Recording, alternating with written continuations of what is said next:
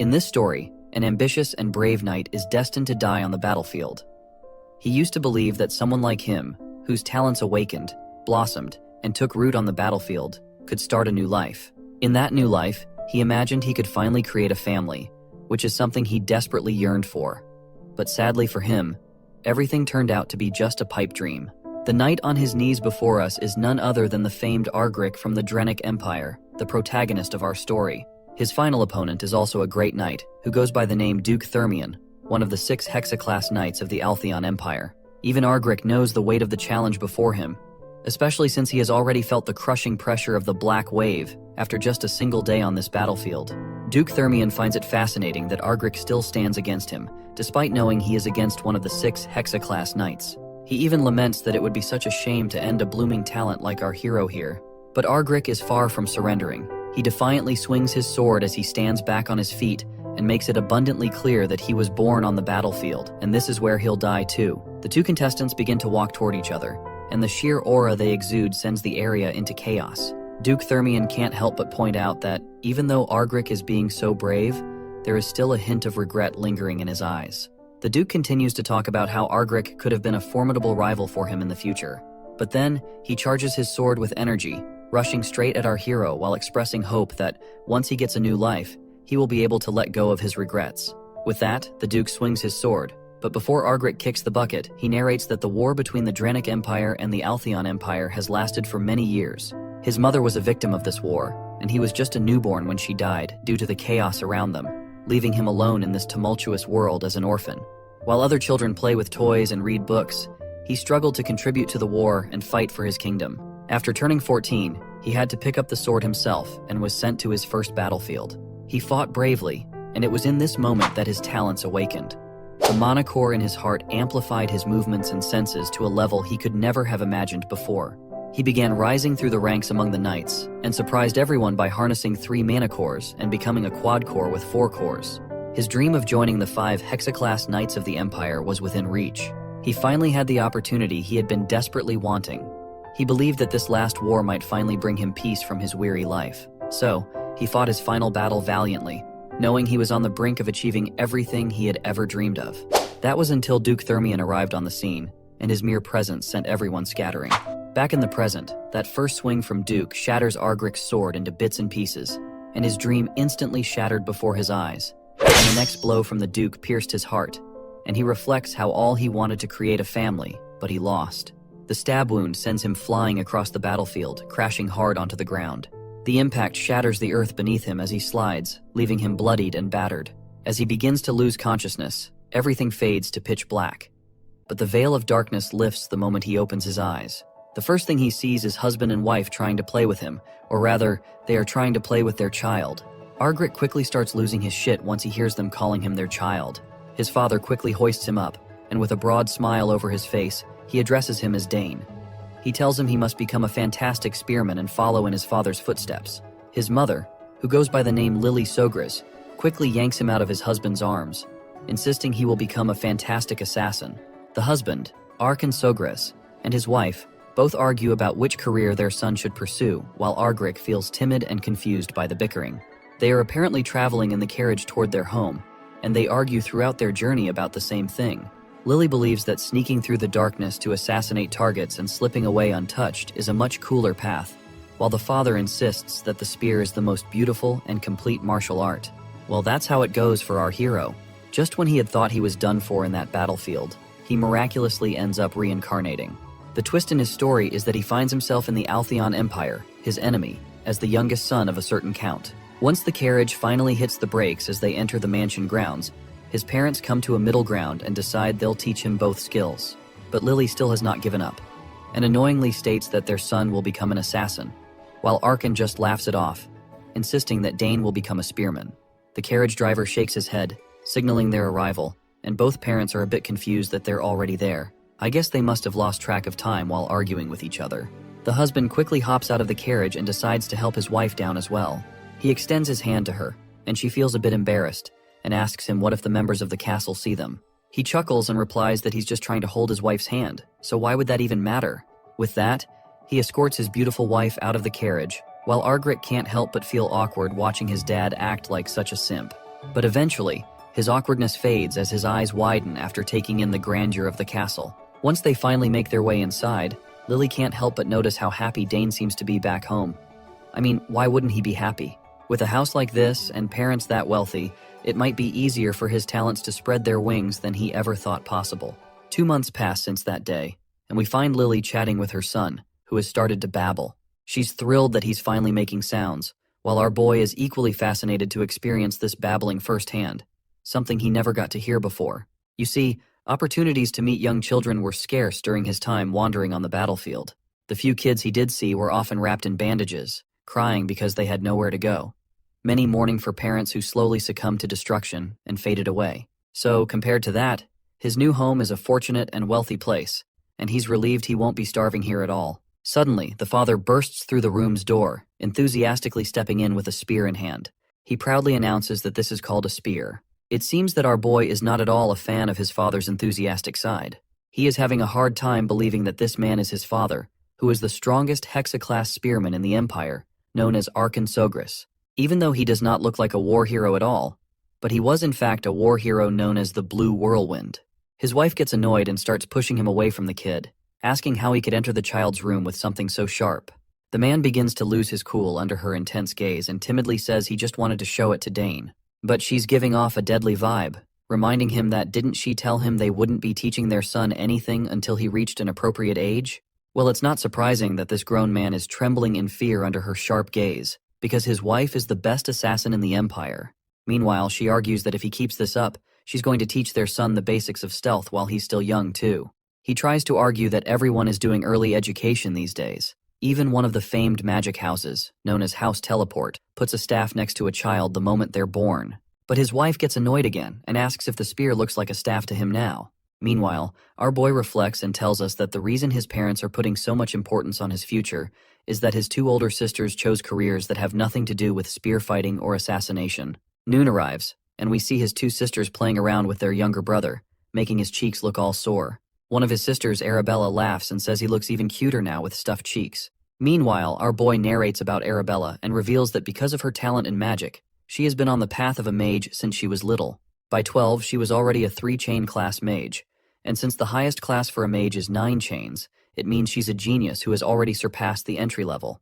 Arabella then asks his little brother if he wants to learn magic with her later, saying she has gotten bored learning by herself every day and would be happy to teach her little brother a thing or two.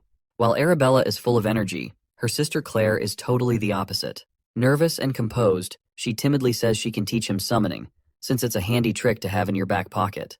Just like Arabella, Claire is a talented girl who excels in summoning. She successfully made her first summon at the age of 7 and can now handle 2 summons at once. Arabella then playfully tells Claire to touch him, insisting he's just too soft.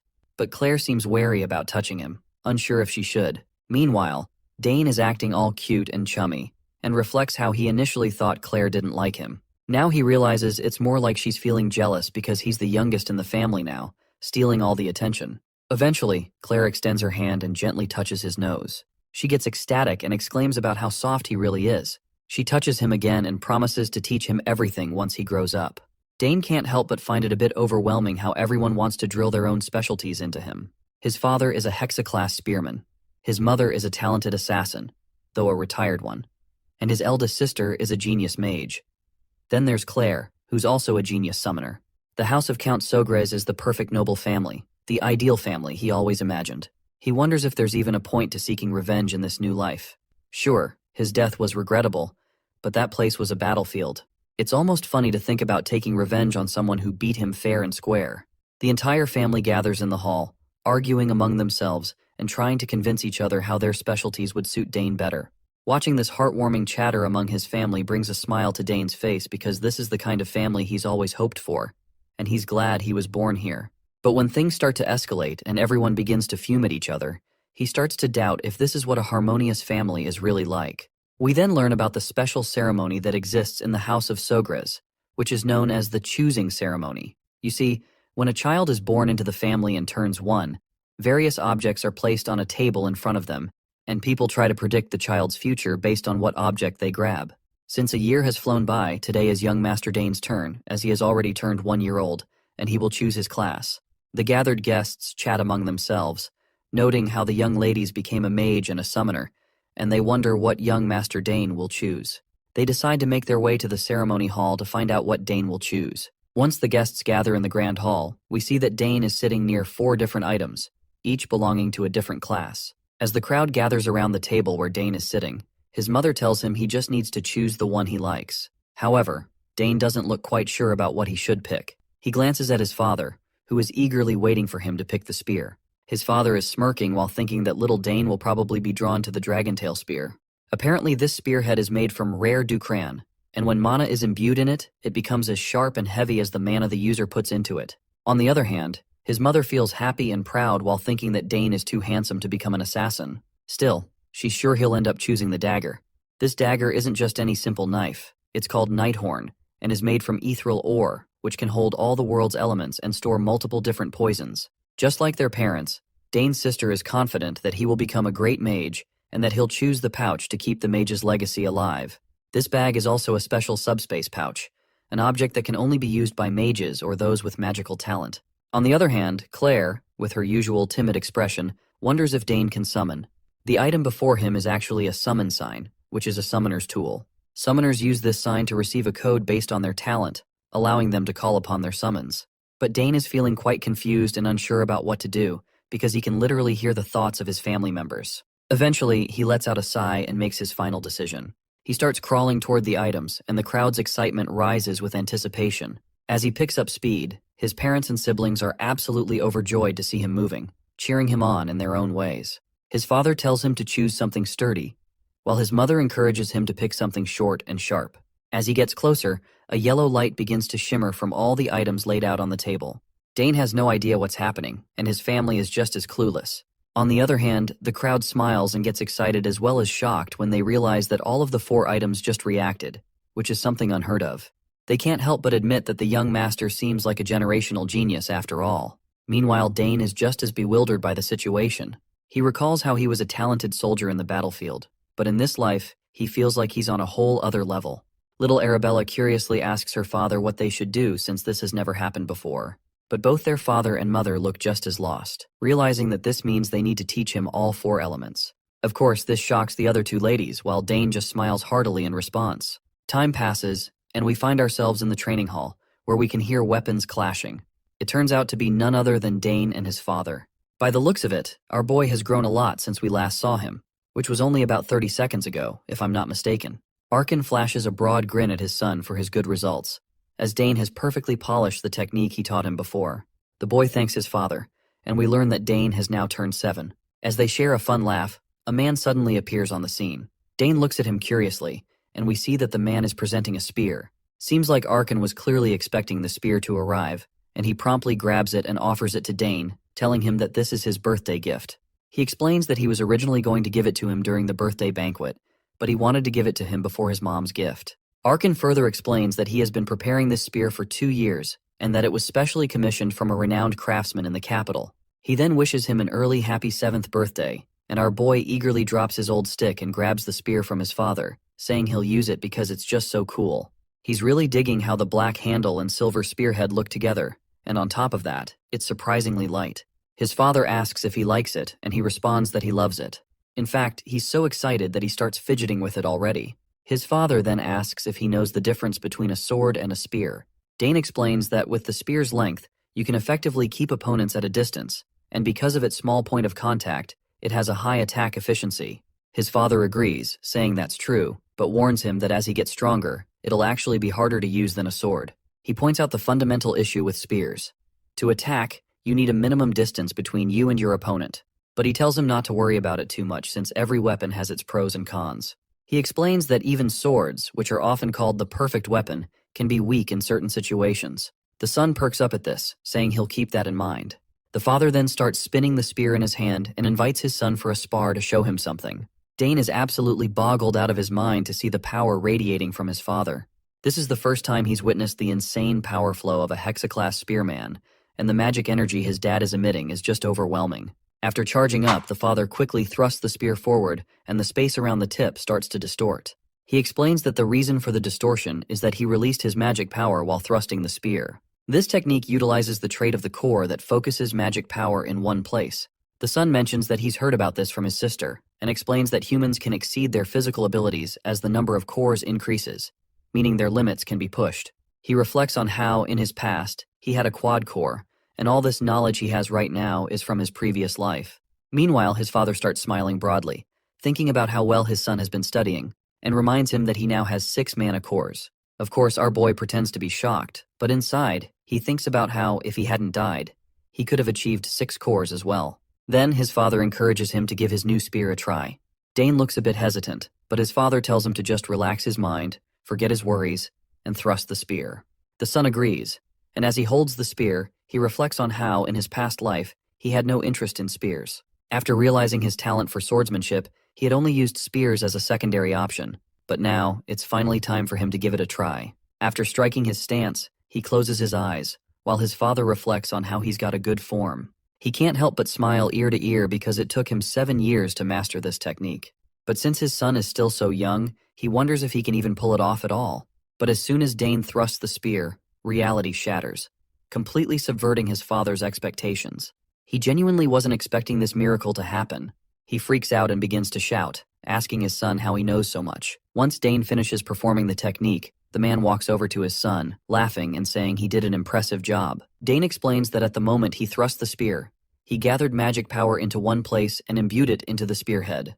When the magic power reached the spearhead, he cut off its flow. The father goes bonkers when he hears this and asks if he has formed a mana core. Dane replies yes, revealing that while he was reading a book about creating mana cores, he decided to try it out, and luckily, he was able to succeed. But of course he is lying, because the truth is that he formed it while practicing mana breathing. The father kneels down to get eye level with his son, unable to help but feel proud. He's sure that one day his son will become an extraordinary warrior. Dane just flashes a smile, while thinking in his head about all the surprises he has in store for the future that are sure to blow his father's mind. Meanwhile, the father wonders if his son will really become a mage, a spearman, an assassin, and a summoner all at once. As night falls, it's finally the start of Dane's 7th birthday. Guests are gathering in the castle, and the hall is filled with music and the clamor of laughter. Everyone is having the time of their lives. Duke Bout, the same guy who killed our boy in his past life, is also attending the party. Once he spots Arkan, he calls him over to catch up. Arkan addresses him with the title Duke, but Bout tells him to drop the formality and just talk like they usually do. As we know, Bout is from the greatest house of the Altheon Empire and the head of the Thermion Duchy. Arkan quickly dashes toward his friend and whispers that many people are watching them, so he needs to keep up the act of formality. The Duke tells him to do as he pleases and asks where his son is. That's when Arkan calls out to Dane and tells him to say hello to Duke Thermion. As soon as he hears the mention of Duke Thermion, Dane's mind flashes back into the past where he had the last encounter with this man. Once our boy finally appears before the Duke, he introduces himself as Dane Sugres and bows his head, saying it's an honor to meet him. The Duke laughs, impressed by the kid's manners, and asks his father if Dane is also learning to use a spear, to which Arkan replies that he is. At that moment, a little lady approaches Duke Bout from behind, and when Dane's eyes land on her, he is startled for a moment. The girl greets Count Sogres promptly, bowing her head to show her proper manners. She introduces herself as Layla Thermion, the youngest daughter of the Thermion Duchy. After this acquaintance, the celebration continued onward. The guests enjoyed the music and the beautiful evening. But this could not be said for Arkan Sogres and Bout Thermion, all because Baroness Thermion was still ill. And despite Bout's best efforts to find a cure or method to cure her, nothing worked. Arkan hoped that this was all just a temporary ordeal and his friend's wife would get better soon. But still, Bout warned him that if he suddenly disappeared, it would mean that his wife felt worse, and he used a teleportation scroll to return to the capital. Anyway, today is a party for Dane, who had just disappeared somewhere. To Bout, he seemed quite the witty child, and he wanted to talk to him a little more. Arkan didn't know where his son was either, and noticed that Miss Layla had disappeared with him. Finding them turned out to be quite easy. The two went for a walk together. They probably didn't like this boring party like dozens of others. But what the two were talking about was a mystery to their parents. In private, Layla was very talkative, and to be honest, she didn't like to follow her father to all these noble parties. But this time she was glad she had come. Layla had heard a lot about how handsome Dane was, but now he looked even better in the moonlight, and she liked this place. Dane was glad to hear that she liked it here. Unlike the capital, the Sogres family's territory was a nice and quiet place. That's why Layla envied him. At her house, there's always something going on. Nobles come every day with business and offers to her father. Sometimes even the imperial family shows up. And the most annoying thing is that every time someone comes, she has to dress in formal dress and go out to greet them. That's exactly what she just hates. Instead of all that, she'd like to wear something practical and simple and practice with her sword all day. Dane was surprised that such a small and seemingly harmless girl was practicing with a sword and not magic. He himself loved his quiet territory. It wasn't as lively as the capital, and it gives him a lot of free time to practice with his spear, which he just loves. Layla was surprised at first that he was using a spear, but then she remembered his father's nickname and everything fell into place. She had heard many times from her father how incredible Blue Whirlwind was. And since Dane is practicing so hard with the spear, it means he wants to join the academy too. However, that wasn't why Dane was practicing with the spear. Layla was surprised by this answer. For her to practice hard to join the academy was an obvious choice. She had heard that just getting in was incredibly difficult. Well, Dane didn't really doubt that he would get in, and he was only practicing because he wanted to be even better after he entered the academy. Layla couldn't believe his confidence, so she asked him what he would do if he failed to get in. Well, even in that case, our hero was not going to get upset and give up. Instead, he would just try again. And if even with the second attempt will not work, he will take it as an answer that this is not his way. Layla just couldn't believe such a casual attitude towards the future. So she asked him if he was afraid of upsetting his family and home. And of course, our hero was not concerned. Compared to the trials of his past life, it was nothing. Layla, on the other hand, had only to envy him. Her home considers failure to be unacceptable. Although Dane had lived surrounded by nobles for 7 years, he was still surprised at how petty nobles were for worrying about such stuff. As for Layla, he had no doubt that she would succeed. When she heard the encouraging words, she just lit up and gladly offered Dane to look at her swordsmanship skills. Our hero was a little surprised by such eagerness, but it was impossible to stop her when the opportunity to practice with a sword appeared on the horizon. Layla immediately asked where the training ground was, and Dane had to accompany her, hoping that nothing would happen there. On the training ground, Layla did not hold back and made move after move like an experienced swordsman. To a beginner's eye, her movements might have seemed perfect, but our hero was far from a beginner. Watching her movements, he had to admit that her transition from attack to defense and back flowed very smoothly, and the timings of her attacks were excellent. But there was one point. After a while, her movements stopped hitting the beat and lost their flow. Out of breath after the exercise, a satisfied Layla asked him what he thought of her movements. At first, Dane was not very honest and said that she acted fantastically and that he enjoyed watching her. Layla was quite pleased with this praise, but Dane decided to be honest with her.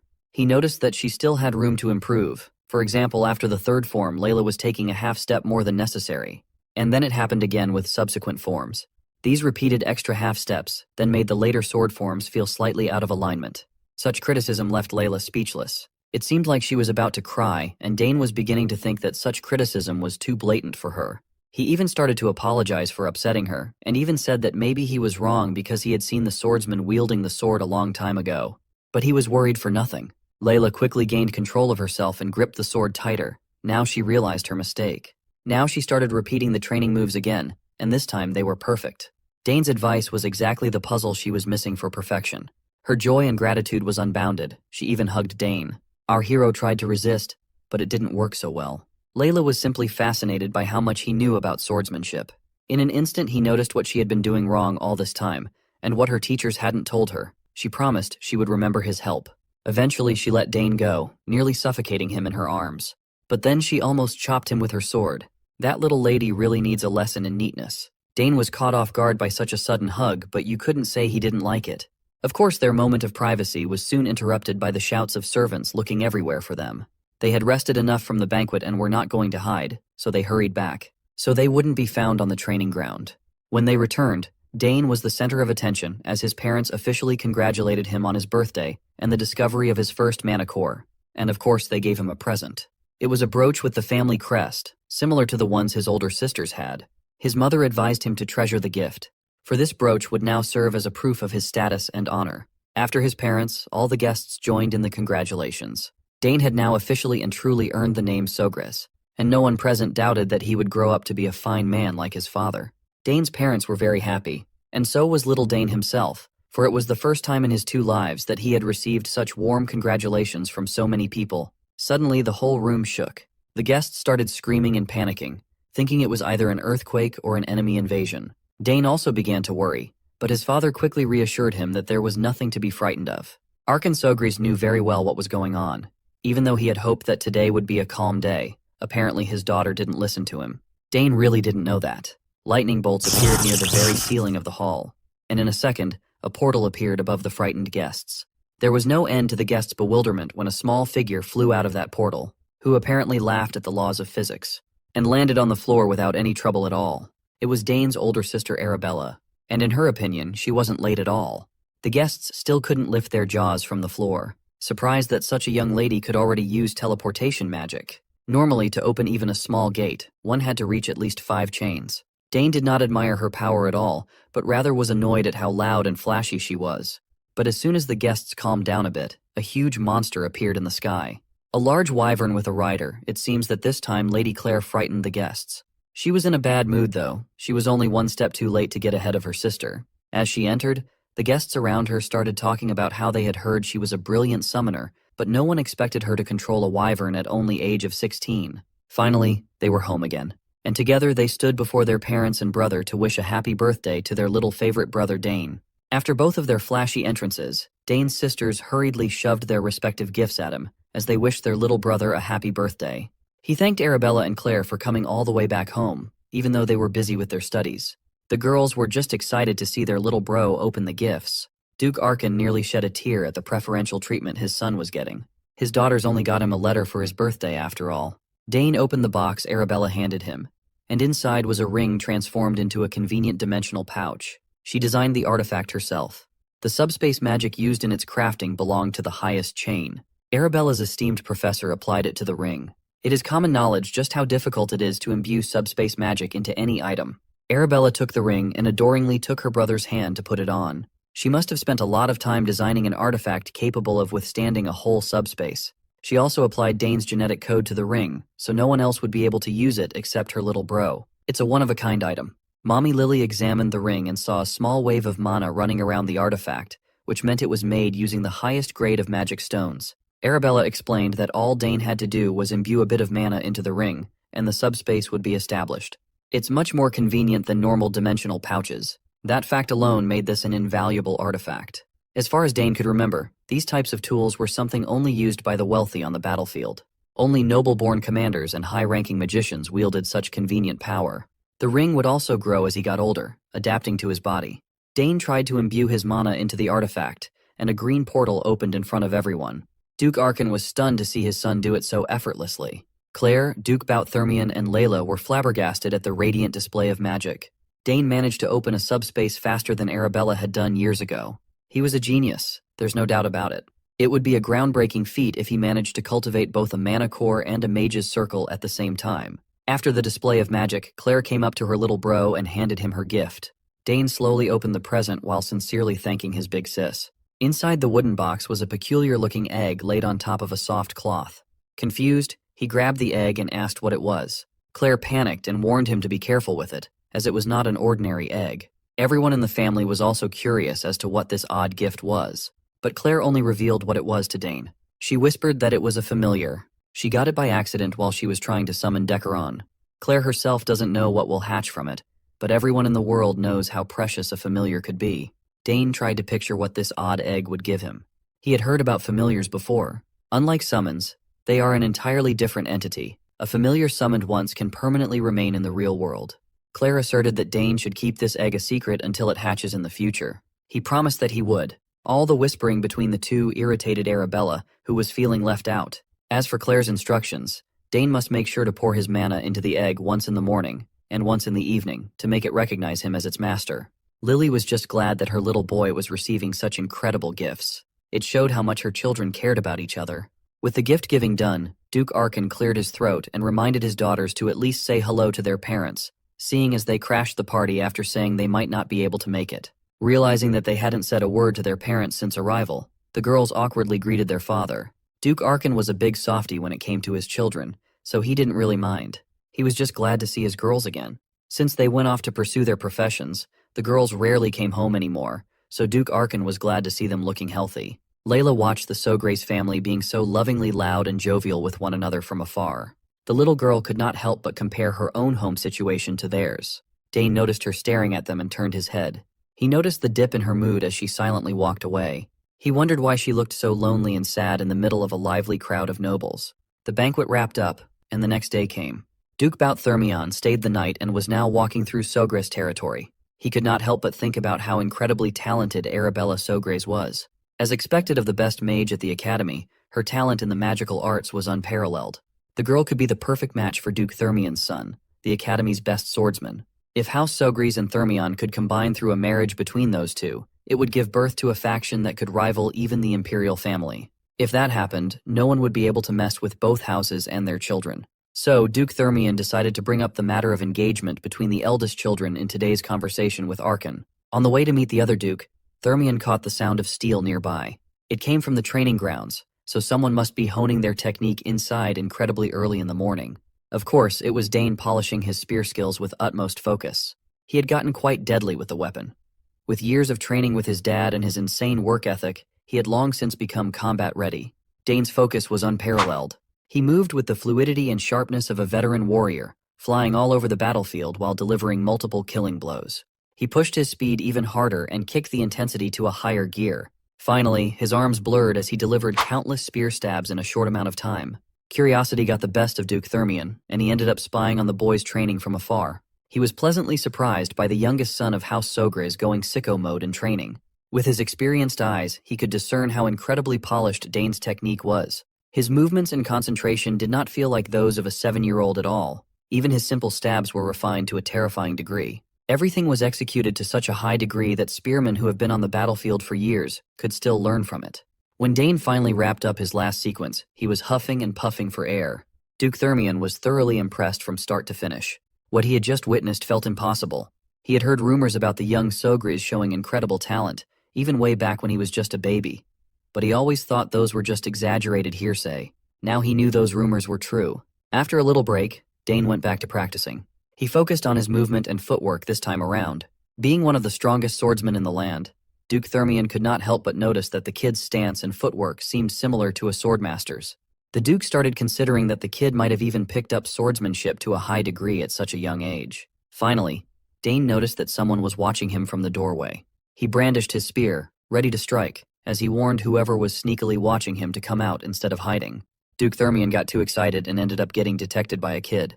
It was not his proudest moment as a skilled warrior. The more he thought about Dane's movements, the more strangely familiar they felt. He was certain he had seen that same footwork somewhere before. The Duke had to reveal himself and apologize to Dane for eavesdropping on his private training session. He insisted he wasn't trying to do anything shady. Seeing as the eavesdropper was Duke Thermion, Dane felt bad for speaking out of turn. Even though he had been living in his current body for 7 years now, this man was still the one who defeated and killed him in his previous life. Remembering his etiquette training, Dane Sogris formally greeted the Duke. Duke Thermion confessed that he was mesmerized by the sight of the Rising Star's early morning training and apologized once more. The kid held his own, responding that he was forgiven. The Duke was amused by his guts to speak as if they were equals. Now that he had a closer look at Dane, he noticed that the boy's body wasn't even showing signs of fatigue or trembling despite such intense training.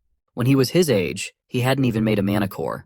The Duke pointed out Dane's excellent stabbing attack, observing that the boy had inherited Archon's talent with the spear. The spear itself was also crafted really well. Dane formally thanked the Duke for recognizing his technique, and the old man smirked. Not only was this kid a lethal soldier, but he also knew what to say at any given moment. In comparison, his own son did not have such excellent skills and manners when he was 7. This little detour made Duke Thermion consider arranging a marriage between Layla and Dane as well. So he slyly interjected that his daughter had also been training her swordsmanship. He suggested that since they were of similar age, they should look out for each other once they entered the academy in the future. Dane continued responding politely. The Duke liked the young man's forthrightness. Finally, Duke Thermion excused himself so as not to bother Dane's training any more than he already had. But before leaving the training hall, he still had one more curious question he wanted answered. He wanted to know if the kid had ever trained in swordsmanship too. Dane made a mistake in front of the Duke. His old habits must have come out without realizing it. Given Duke Thermion's discerning eyes, it's not surprising that he recognized the minuscule habits in one look. Dane answered that he had just read some textbooks on basic swordsmanship, but had never formally trained in it. The Duke still found it strange that he sensed something akin to raw battlefield sense in the kid. But common sense dictates that an inexperienced child couldn't have that killer instinct. At last, the Duke finally got off his back and bade farewell, and Dane sent him off. Duke Thermion also extended an invitation for him to visit if he happened to come to the capital in the future. The swordsman had become personally interested in Dane's talents. Dane wondered if the man still remembered him. Just thinking about defeating someone who ended his life before was already getting his blood pumping. If he laid a solid foundation and prepared step by step, He was certain he could surpass the Duke. It's one of his goals to defeat the mighty Bout Thermian in this life. Continuing with his training, Dane lost track of time, and Hernan, the attendant, had to fetch him. He was always watching the kid from the shadows, always ready to attend to his needs. With Hernan's faint presence, Dane reckoned that this guy could be talented enough to learn assassination and stealth skills. Today, everyone had been very busy preparing for the second banquet. Some of the nobles had already begun to arrive. In their location, gathering more than 30 noble families to arrive on the exact date was difficult. As for Dane's sisters, they had already opened a teleporter gate and went back to the academy together. It couldn't be helped as they had midterm exams soon. For now, it was about time for Dane to clean up and dress up too. He made a mental note to take a closer look at the gifts his sisters gave him last night. After his intense training, Dane was tended to and dressed up. He entered the family hall with his mom and dad and mingled with various nobles. Dane had to put his etiquette training into practice the whole night as he schmoozed with high society. He was paraded around as the birthday boy. Everyone's attention was fixed on him. Finally, he managed to get out of the banquet hall and breathe. The life of a noble was a tiring one. His schedule was more packed than usual as the birthday boy, but at least he could always find solace resting in their beautiful garden. Mr. Gardner had worked hard to cultivate this special place beautifully, the kind of beauty that gives peace. Dane looked at the flowers in full bloom, exploding with their unique colors as butterflies danced around. He remembered his oldest sister lecturing him about how flowers contain the most mana in nature. Since he had a little bit of time to kill, he might as well try and analyze the mana in these flowers. Dane closed his eyes and concentrated on the natural flow of magic in the air. Without opening his eyes, he began grasping the concept his sister explained to him. He started sensing the mana in the flowers. He had been training in multiple fields all at once but had not seen any noticeable development in mage magic and summoning magic. He was having a hard time picking and choosing what fields to devote his time to. Having too many talents could be troublesome at times like this. Bro was literally suffering from success. After spending a few minutes immersed in the natural mana in the garden, he finally saw the mana in the flowers. He could not believe that such a small thing could contain such a massive, rushing mana flow. If one can feel the flow of nature and somehow make it their own, the principle could settle into the body to form a magic circle. That's precisely what is happening now. It helped a lot that his body's mana affinity had always been tremendous. He could clearly see something others could only faintly feel with their sixth sense. Just one trip to the garden had improved his perception of mana by a ton. What he could only faintly see before had become clearer. He was so close to grasping the inner workings of magic when he felt something shatter. Meanwhile, two noble kids had also found their way into the garden, bored by the chit-chat of the grown-ups in the banquet hall. They were siblings. The older redhead was just bitter that no one was paying attention to him as everyone was talking about the genius Sogris kid. He aggressively walked on top of the bed of flowers, destroying them in the process. The red-headed siblings had lost their way into the massive garden and happened to see Dane standing around in a daze. They eyed his clothes and mistakenly assessed that Dane must be a servant and yelled at him. He did not take too kindly to this disrespectful brat. The bastard dared to order him to lead him and his brother to the exit. Dane saw what they were doing to the flowers and yelled at them to stop stomping on the plants. Red Bastard had the nerve to feel offended for being yelled at. Dane asked why they were ruining the flower bed instead of using the garden paths. Red Bastard saw that he was small and continued acting obnoxiously. Then came the flaunting of their family name as all noble brats do. Dane didn't care though. To him they just looked like a pair of brutes ruining his garden's flower bed. Red Bastard did not like being called a brute, but he acted like one and grabbed Dane by the collar. He and his brother were the sons of Count Tyron, a guest of the castle. Hearing the name of Count Tyron reminded Dane of a memory from his previous life. That guy was the noble he captured after a shameful defeat on the battlefield. He remembered Count Tyron as an irritating noble, one of those horrible bastards. Based on the behavior of the brute in front of him right now, the phrase, like father, like son, seemed perfect. Red Bastard continued flexing his family name, boasting that they were famous in the capital. He even bragged that his house could make Dane disappear without a trace, so he had better watch his mouth. Dane knew plenty of dumbasses like this kid from before. He knew that words wouldn't get through Red Bastard's thick skull filled with air. The boy raised his fist, swinging at Dane while still thinking he was just roughing up a mere servant. Dane wasn't going to let that happen though. He responded by bashing his head against Red Bastard's nose as hard as he could. It was a critical hit that nearly crushed the Red Bastard's snorter.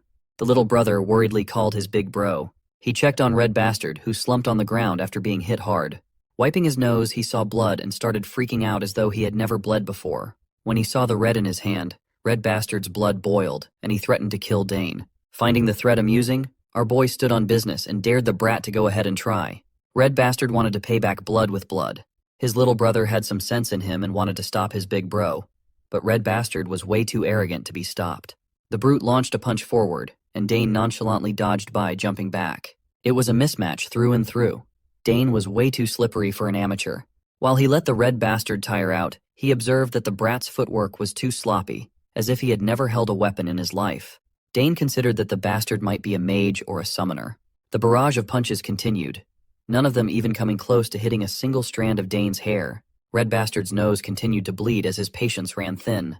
Dane continued playing with his enemy using his superior footwork, and an idea came to his mind. Maybe he could harness the flow of magic he saw on the flower earlier and incorporate his will into it. If he succeeded, he should be able to compress that force into a physical form. He might as well use this opportunity to test it out in combat. The bastard's little brother watched on the sidelines with his mouth wide open. Dane planted his feet on the ground and started accumulating magic in his hands. He visualized a ball of raw mana and sent it hurtling toward the brat's stomach. The force was powerful enough to send Red Bastard painfully crashing onto the grass, making a mess of the concrete on the way. He screamed in agony, his body and ego bruised. Lil Bro checked on his loser Big Bro lying on the bed of flowers. Dane was more concerned about the flower bed he had just ruined than the bastard's well-being. But the Red Bastard was tenacious. He still had enough gas in the tank to stand back up. Seeing as Dane could use magic, Red Bastard demanded to know who Dane was. Lil Bro continued trying to discourage his Big Bro to no avail. His pride was too wounded to care about any fallout or trouble. Red Bastard beckoned the mana inside his body and started opening some sort of insidious portal. Dane was surprised to see the familiar sight. This type of magic belonged to summoners. The mana swirled and coalesced together until a translucent wolf started descending to the ground. The wolf looked bloodthirsty and predatory, with its snarling sharp fangs. Red Bastard laughed maniacally as he called his summon named Genpu. He finally introduced himself as Digron Tyron, ready to show Dane the consequences of messing with someone of his stature. Dane heard the brat ordered the wolf to tear him apart, but he was unimpressed by the mere wolf summon. It certainly felt lacking, as he had gotten used to seeing his sister Claire summoning fearsome beasts like her wyvern. Digron stood far away as Genpu lunged at the unmoving Dane. He just looked at the wolf in the eye and did not budge. Genpu must have sensed that he would suffer a horrible fate if he dared to go through with the attack. So, the wolf turned its tail and did a 180 spin. Its aura visibly changed as though the aggression against Dane had totally dissipated. The Tyron brothers were dumbfounded. Digron's pride, his summon, had seemingly turned against him. Right now, the big puppy was behaving as though he was subservient to Dane. Digron yelled at his summon to rip Dane's throat and end his life, but the orders fell on deaf ears. In response, the puppy started happily wagging its tail toward Dane. Sensing no ill will from the summoned beast, Dane gave the good boy some gentle pets. Even he had no clue how this turn of events happened. Now that he thought about it, even Claire's summons had always been friendly to him. Even the wyvern played with him sometimes. At that time, he simply thought that it was due to his blood ties with his sister. But in a situation like this, where there was no familiar relation, the summoned beast still behaved in a friendly manner. This could mean that he had an abnormally high favorability to all kinds of summoned beasts, or Genpu's favorability toward his bastard summoner had hit rock bottom. Digron could not understand what was happening. He had never heard of a summon betraying their master. Dane was just winning on every front, and he continued taunting Digron to come at him. Lil Bro was practically begging his big bro to stop embarrassing himself and accept the L to no avail. Digron's pathetic ass still wanted to fight, but Lil Bro really needed this fight to be over. The poor kid, caught up by his brother's foolishness, had peed his shorts in fear. Lil Bro cried, and Digron cursed him out for being an embarrassment. Dane added salt to the wound in their pride by pointing out the bathhouse in the basement of the main castle. Digron used his little brother's accident to get out of Dodge. As if he hadn't made enough of a fool of himself already, he ordered Dane to stay in the garden. Dane just stared at the pathetic loser with disgust. Digron did not even take his summon with him. Our boy continued hanging out in the garden, experimenting with his new understanding of mana. He tried to practice a trick that Claire taught him before. He identified what was left of the faint link between that bastard Digron and Genpu. He cut that thing off and carefully overwrote the link with his own magic. In doing so, the wolf and he became officially connected. A kid who hadn't done anything close to a proper summoning managed to pull off the intricate trick by just leveraging his high favorability with summoned beasts. Now, he had officially succeeded as a summoner. While he was basking in the glory of his success, Dane heard a familiarly annoying voice seemingly looking for him. Digron Tyron, the bratty bastard, actually called his daddy and snitched that he was bullied by some kid in the garden and pointed Dane out. The coward plugged his nose holes to stop the bleeding while bitching to his dad about being knocked around by Dane and canceling the link with his summon. Big boy Mogard Tyron stepped forward and introduced himself as the head of the Tyron Count family, one of the capital's great nobles, with gusto. He asked if Dane really messed up his son's face and forcefully stole his summon. Our boy was not one to back out in front of a pig, so he stood on business and owned what he did. He noticed that Mogard Tyron looked a lot fatter now than when he captured the pig as a prisoner. Peace times must be treating him really well, even though he was a disgrace on the battlefield. Mogard continued posturing as he asserted that he could not let this matter come to pass. Messing with his kids was something he could not overlook. The pig continued with his barrage of demanding questions and finally asked the kid to reveal his identity. Our boy held his head high and formally introduced himself as Dane Sogres, the youngest son of Arkan Sogres, the Lord of the South, and the head of the Sogres Count family. Boy gave them that Game of Thrones intro. This introduction stunned the trashy father and son duo.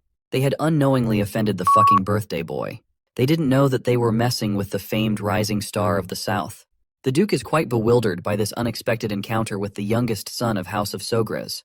Speaking of great noble houses, he recalls how he was taken prisoner by that guy Argrick and had no significant contribution in the war, leaving every great noble laughing at him. Right now, he sees this as a perfect opportunity to maneuver the situation in his favor, intending to ruin the Count Sogres' name and use that as a pretext to demand mining rights. The nobles who once looked down on him will soon be bowing before him. With that in mind, the big-brain fatty turns to our boy, asking if he's the birthday boy Dane. My guy just shakes his head in response and confirms it positively. The fatty is barely holding on to his frustration, because he definitely did not come here to celebrate the birthday of some brat. He then points at his shitty son, Digron, and asks Dane how he plans to repay the humiliation he caused his son. Not only did Dane injure his son, who is a guest invited by Sogres, but he also stole their summon, which is a grave crime. The shitty son also agrees with his equally shitty father, telling Dane that this is his last day. The fatty then also threatens our boy, stating that he's going to speak with Count Sogres personally and hold him accountable for his actions. Dane just acknowledges what the fatty is saying and further states that before heading toward his father, he wants his son to apologize first. Of course, the chubster starts fuming out of his mind, asking what the hell he's talking about, while his son grits his teeth in anger as well. But Dane makes it clear that while it's true he hit his son and hurt him, it was all in self-defense against a threat to his life. Plus, he emphasizes that he didn't steal their summon. Genpu chose to follow him. The trash son quickly pipes up, claiming that there's no way Genpu would do that, and tells his father that Dane is lying. That's when the father takes a moment to reflect. He recalls hearing that the second daughter of House Sogres is a genius summoner, so he's sure there's a good chance that girl taught Dane how to forcibly cut off a link between familiar and master. The chubster keeps going back and forth with our boy, while Dane can't help but feel like this is such a drag. Eventually, Mogard decides to simmer down, because after yapping for so long, his jaw is literally hurting. He tells Dane that he won't scold him any longer, and decides they should go see what Count Sogres has to say about the situation. With the speak of the devil, the Count himself arrives on the scene, accompanied by Duke Thermion. Of course, both the trash son and his father are absolutely boggled to see Count Sogres, and what's even more mind-boggling for them is that Duke Thermion is here too. As night descends, we see the red-headed boy giving his testimony to the Count about how he just got lost in the garden with his little brother, which is why he asked Dane to guide them. He continues yapping and making up stories, while Dane stands behind him nonchalantly, thinking how his father is actually listening to this guy yap. I guess that's not surprising to him, given how Count Sogres cares deeply about his family and its reputation. He's not the type to be biased toward any one side, even in conflicts with outsiders.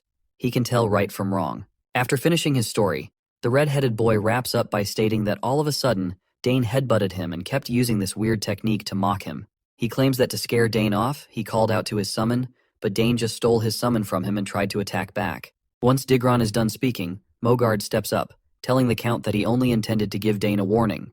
However, he insists that stealing someone's summon is clearly wrong, and he simply can't let that part slide. Finally, Count Sogres also speaks up, letting Mogard know that he won't roll on his judgment just after hearing one side of this quarrel. He wants to hear what Dane has to say, then assess the whole situation before drawing a judgment. He also reassures Mogard that if he's worried about any biased judgments, Duke Thermion will also give his opinion on the matter. The Duke quickly smirks and states that if this is that important, he can handle it. Mogard feels frustrated as his face sweats profusely. He knows he's about to get screwed. Getting Thermion involved is only going to complicate things further, and he's not feeling good about it.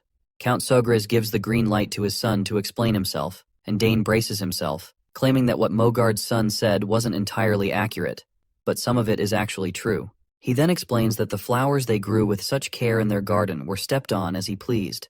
So he only told Mogard's son to get out of there, which made Mograd's son angry and started the fight. Of course, both Fatty and his son are absolutely awestruck after hearing these brutal truth bombs, with the son even trying to deny it by calling Dane a liar. But the Count tells Dane to continue, so our boy further explains that when Mogard's son summoned Genpu, his command was to kill him. He also clarifies that he didn't steal his summon. Rather, Genpu came to him first and saw his goodwill. The Duke is utterly bewildered to see how fluently this 7-year-old is speaking, with such grace and a proper choice of words. Dane, on the other hand, confirms once again that he never stole anyone's summon. Mogard loses his cool, stomping his feet on the ground and calling it nonsense.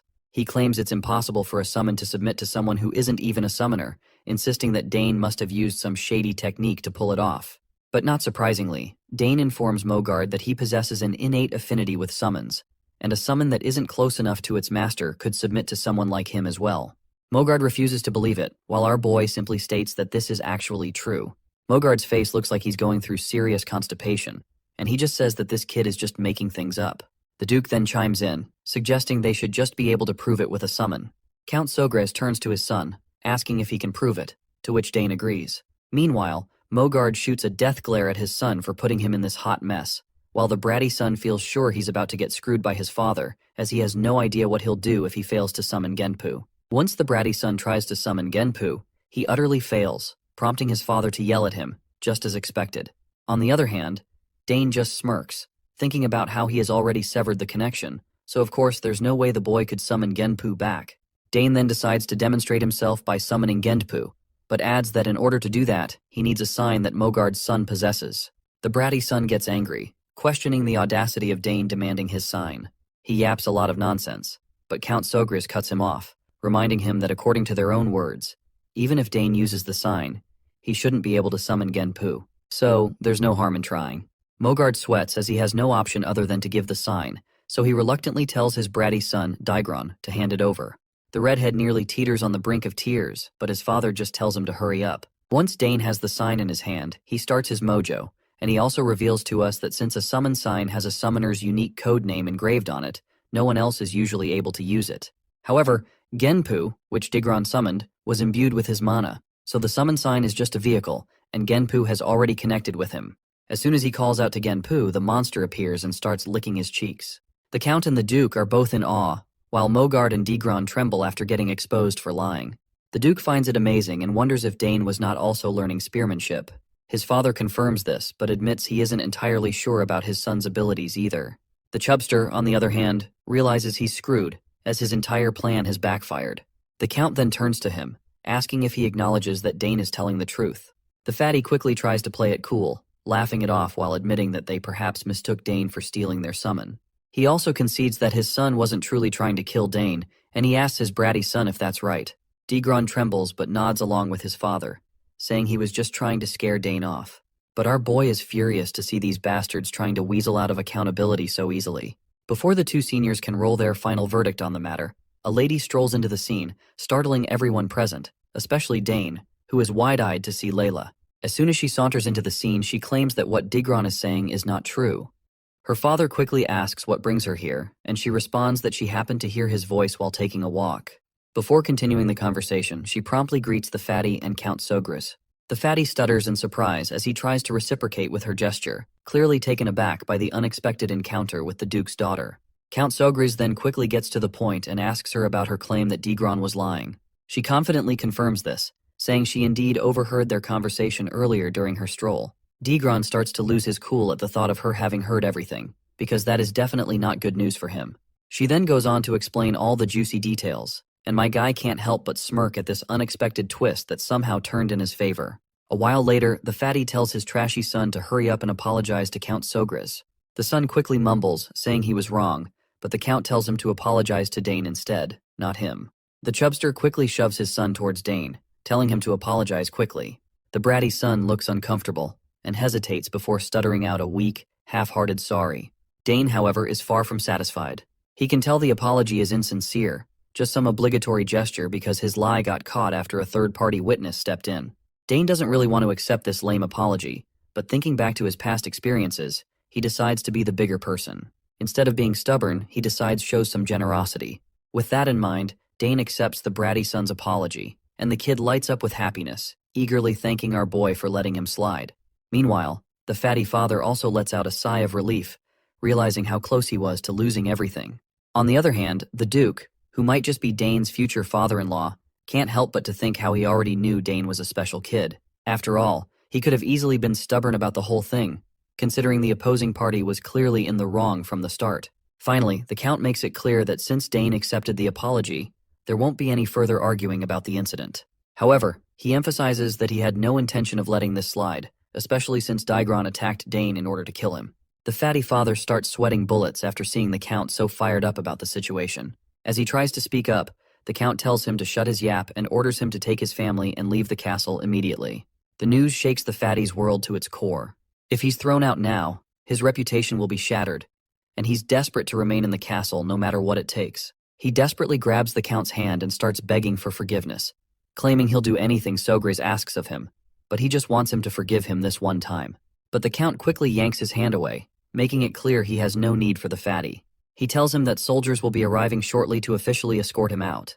With that, he starts storming out of the scene with his son, leaving the fatty behind, who is desperately begging for forgiveness. Sogris also tells Duke Thermion it's time to go, and Duke promptly calls for his little girl as they start walking away. As they stroll off, Dane turns his head back to look at them, feeling satisfied that they're getting what they deserve. After all, they started this whole mess, so it's only fair they reap what they sow. Anyway, he learned something important today, which is that his father can be quite scary when he's in angry mode. Duke Thermion then asks him if it's true that he defeated that bratty son of Mogard with a mana bullet, and Dane quickly confirms it. The Duke then can't help but point out how talented Dane is, not just in spear fighting but also in summoning and magic. It's truly outstanding, and he's sure that history has never seen such talent before. The proud father flashes a grin, saying he's also proud to have such an exceptional son. Meanwhile, Dane is just soaking up all the praise while Layla is freaking out, struggling to believe what she's hearing. Duke Thermion then points out that while talent is one thing, Dane is also incredibly calm. Most kids tend to get agitated during fights, and they stubbornly insist that they are in the right, but Dane doesn't do that. The Duke has no doubt that this boy will grow up to be a fine man. The father quickly gives Dane a gentle pat on the head, saying it's too early to tell for sure. They'll have to wait until he's all grown up to see how things turn out.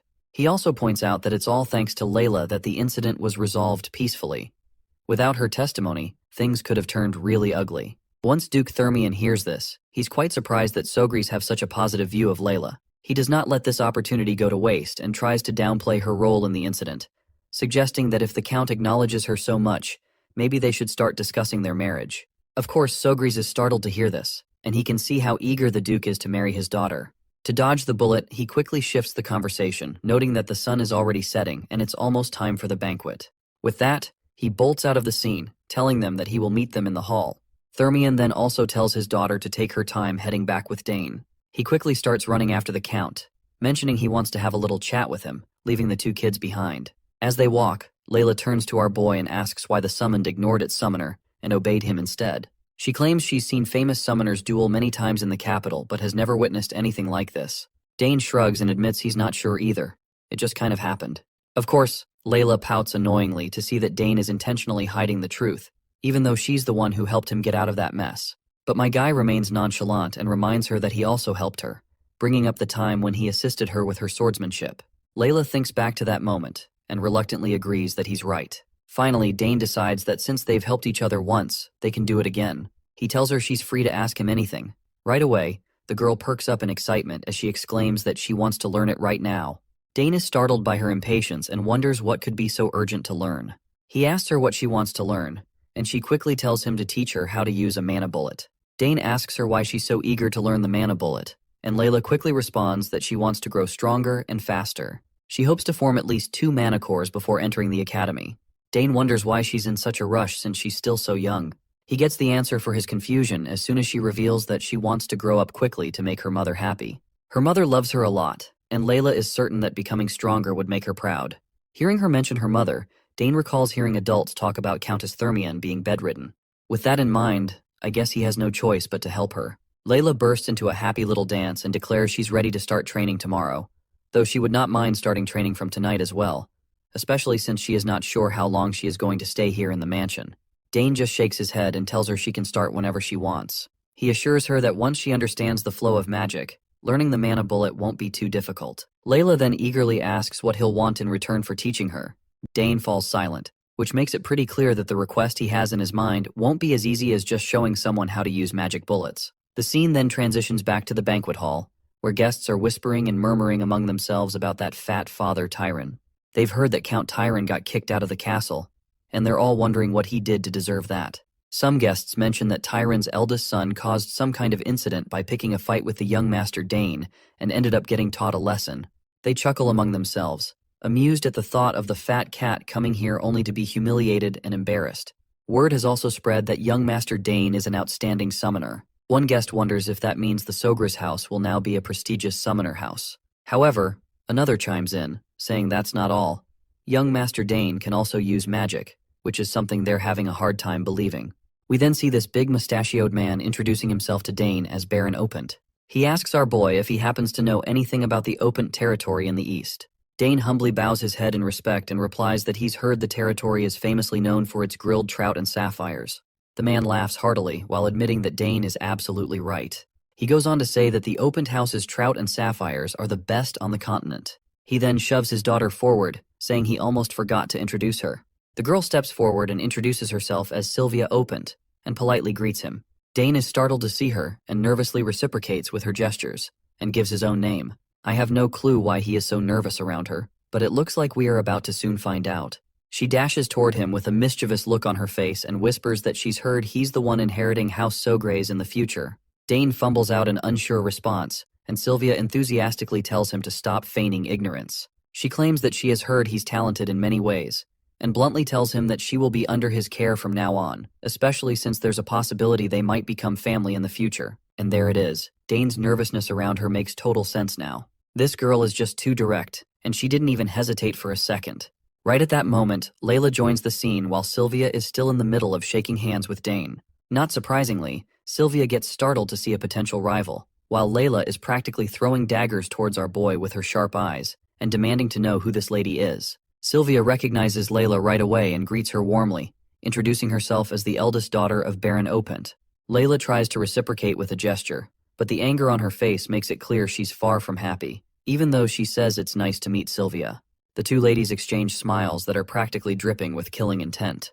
Watching them reminds Dane of a memory, and he can tell that both girls are absolutely ready to throw down. Eventually, Layla grabs his hand and states that she's borrowing him for now since they already had an appointment. She shoots him a death glare as she asks if he remembers their plans. Of course, poor Dane has no clue what she's talking about, but he agrees anyway, apologizing to Sylvia and promising they'll talk again later. Sylvia forces a smile and tells him that they'll definitely talk later. As Layla leads Dane away, Sylvia can't help but feel annoyed how this girl just took him right from her hands. Layla, on the other hand, still hasn't simmered down either. She's absolutely annoyed at the audacity of that girl trying to take Dane from her. Dane finds himself startled under Layla's piercing gaze. He can't help but lament that the darling daughter of the Duke, who holds the second most power in the capital after the Emperor, is no match for the young lady of the Eastern Baron. So it's no surprise that Sylvia just gave up like that. Once Dane and Layla are outside, she starts grilling him about his connection to Sylvia. She wonders if there's a chance he might get engaged to her, but my guy quickly dismisses any such relationship, insisting they were just greeting each other. Layla lights up at the thought, and even Dane can see her mood shift instantly. After walking for a short while, they finally arrive at the secret spot only Dane knows about. He's confident that they won't be bothered by anyone here. As soon as they step inside this hidden place, Layla lights up and begins doing a happy dance, thrilled to see such a beautiful location. She's also relieved that no one will know if they do anything here. Dane agrees, saying she's absolutely right. This is a great place to train. But before starting the practice, he wonders if she's ever felt mana before. Layla admits that she has a little, though it's not enough to form a mana core. She mentions that she's tried to intake mana by breathing it in. Her explanation reminds Dane that she's not at the emission stage yet. He learned to feel mana naturally on the battlefield, so he's amazed that a ducal house would teach her this. He decides to start with something simpler, and tells her that the first step is to feel the mana she's taking in. Layla looks a bit confused by this, so Dane explains that if she wants to expel mana from her body, she needs to learn to control the mana inside her first. The most important part is imagination. He instructs her to close her eyes and imagine the mana swirling within her. However, after a few moments, she tries but there's literally nothing happening. Dane can see by the look on her face that she didn't quite understand the instructions. Layla tries again, but once more, nothing happens. Frustrated, she complains to Dane about why it's not working. Dane reassures her that this is normal for her first attempt, and tells her to focus again. Meanwhile, Count Sogris is sneaking a peek at the two kids. He can't help but feel proud that his son is already teaching someone, even though he's still so young. It truly makes him believe that Dane has grown. Just then, Duke Thermion sneaks up on Sogris and asks him what in the world he's doing there. Sogris' heart nearly skips a beat at the sudden question, but the Duke quickly tells him there's no need to be startled, and asks if he's watching two lovebirds enjoying some alone time together. Count Sogris raises an eyebrow and asks what he means by lovebirds, and besides, how did he even get here? The Duke chuckles at the thought that Count was actually trying to hide in here. He then reminds Sogris how he did a pretty sloppy job of sneaking around, especially since his wife is the Empire's legendary assassin. Poor Sogris has no clue what to say after being caught red-handed sneaking around, while the Duke playfully berates him, reminding him that if the castle's owner goes around peeping on others' affairs, people will speak ill of him. Naturally, the doting father gets annoyed and defensively says that he was just following his son. The Duke chuckled upon hearing this, and couldn't help but point out that he was also just following his daughter. Turns out both of these fathers are hopeless. They stand there, side by side, acting like a couple of teenagers trying to ogle at their kids' interactions as if they were peeping at ladies outside a school gate. Meanwhile, back with the kids, Dane opens up his dimensional pouch, and the girl is quite fascinated to see that he already owns something like this. When Dane mentions that his eldest sister made it for him and gave it as a present recently, Layla starts to feel jealous. Unlike him, her older brothers stopped paying attention to her once they entered the academy. He then pulls out a mirror from the dimensional pouch, and the girl casually asks what they're going to do with it. He explains that he brought it just in case it could help. It's easier to picture something in her mind while looking at a mirror instead of relying on imagination alone. He tells the curious girl to stand in front of the mirror so she can get a full view of herself. The girl quickly positions herself in front of the mirror and starts doing the magic limbo again. This time, Dane can tell she's being quite serious about it. She takes a deep breath while both doting fathers quietly squat down on the ground, as if they're taking Indian-style dump. Duke can't help but point out that Lilia seems to be taking a liking to Dane. Sogris asks if it's really that way, and Duke explains that it is, because it's unusual for Lilia to get along with someone so easily. Sogris asks if that's really the case since she seems like a bright child. Duke Thermion remains quiet for a moment before speaking up, saying she's only bright on the outside, and he can't say the same for what's inside. He explains that after her brothers left for the academy, her mother became bedridden, so they haven't been able to be together like before. This situation has made it difficult for her to open up to others, and that's what's been happening. The Count points out that if he knows everything already, then why is he always acting so cold toward his daughter? Thermion is genuinely moved that the Count noticed something like this and admits he's doing it on purpose. He explains that when he raised his sons, he showered them with attention, and they grew up spoiled rotten. But Sogris reminds him not to assume that Lilia will turn out the same way. She'll be hurt if she finds out, and now it makes sense why she asked Dane for help instead of her father. Thermion then points a finger at his friend, teasing him about still nagging like the old days, but the Count quickly asks when he ever did that, especially since what he said is the truth. Duke changes the subject, asking when he plans to send his son to the capital. He suggests that if he's sending him over, Ducal House will wholeheartedly open his doors and let him stay in the ducal castle. Sogris goes quiet and glances back at his kid, and after seeing him happy, he just says that he'll do as Dane wishes. He's free to choose his path, just like his older sisters. We also notice Miss Sogris watching both doting fathers, clearly embarrassed by how shamelessly they're peeking around. But eventually, she just smiles, realizing that the love they have for their children holds a strange power over them. She decides not to ruin the mood, and pretends she didn't see anything. Back with the kids, Lilia thanks Dane for his help and calls him a real genius. She admits that while everyone around her calls her a genius, she feels like weak sauce compared to him. While Dane nonchalantly looks around to see if both fathers have quietly left, he assures her that this is only the beginning, and she'll definitely grow stronger too. She then asks him if he's going to the academy, since it's the only place where all of the Empire's geniuses gather. To that, he says he's not sure yet, and he isn't convinced that he needs to go there since he can get pretty strong just by training alone. The girl starts to berate him for his narrow thinking, and reminds him that attending the academy for studying isn't everything. It's the gateway to forming his noble faction, and it's the best way to build connections from a young age. Dane is amazed that she's actually pretty smart for a 7-year-old, and understands how the real world works. He finally responds to her argument, saying he already knows about that, but he's just not interested in going to the academy yet. There's a mountain of books he hasn't read in the library, and he still has a lot to learn from his parents. Lilia acknowledges that this is true, but asks if he doesn't want to play with other kids his age, especially since she heard his older sisters are both attending the academy too. It seems like Dane is running out of arguments against her persistence, so he tries to brush her off by saying he's thinking of going in the future if he feels like it. She then tells him to visit her house once he plans to go to the capital, and that's how they promise to meet again. Speaking of meeting again, she remembers to ask him when he's going to make his request now that he has taught her how to use mana bullets. He simply shakes his head and states that he'll tell her when he goes to the capital. This shocks her, and she lets out a screeching roar of disbelief. Probably she is shocked that he is going to the capital after all. Finally, the day of her departure arrives. As Lilia's carriage starts rolling down the road, Dane looks at a stone-like object in his hand that was given to him by his future father-in-law. The scene transitions back to the moment when the Duke handed him this mysterious object. When Dane asks what it is, the father-in-law replies that it's his birthday present and hopes he'll like it.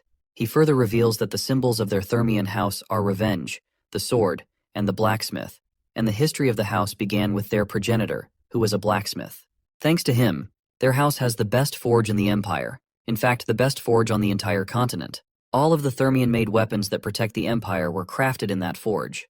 Of course, our boy already knows all this because, according to his past knowledge, all the ores in the world can be found at that forge, and all sorts of mystical weapons and artifacts are created in the greatest forge on the continent. The father-in-law then reveals that if Dane presents the insignia at the forge, they will create a weapon of his choice for him. That's when we finally learn that this rock-like object is essentially an insignia, a certified check that proves the honor and skills of whoever holds it. Count Sogris is absolutely boggled when he sees the Duke giving away such a precious insignia, something even the imperial family desires. The Duke simply pats his son-in-law on the head and tells him to grow well and help his father. His potential wife waves a last goodbye to him, and that's how they part ways. In the present moment, his mother squats down next to him, and after seeing his dejected face, she asks if he's upset that they left. He admits he is, saying she was practically his first friend. His mother reassures him that once he goes to the capital, he'll be able to meet her again and will even become more handsome, which will surely impress her.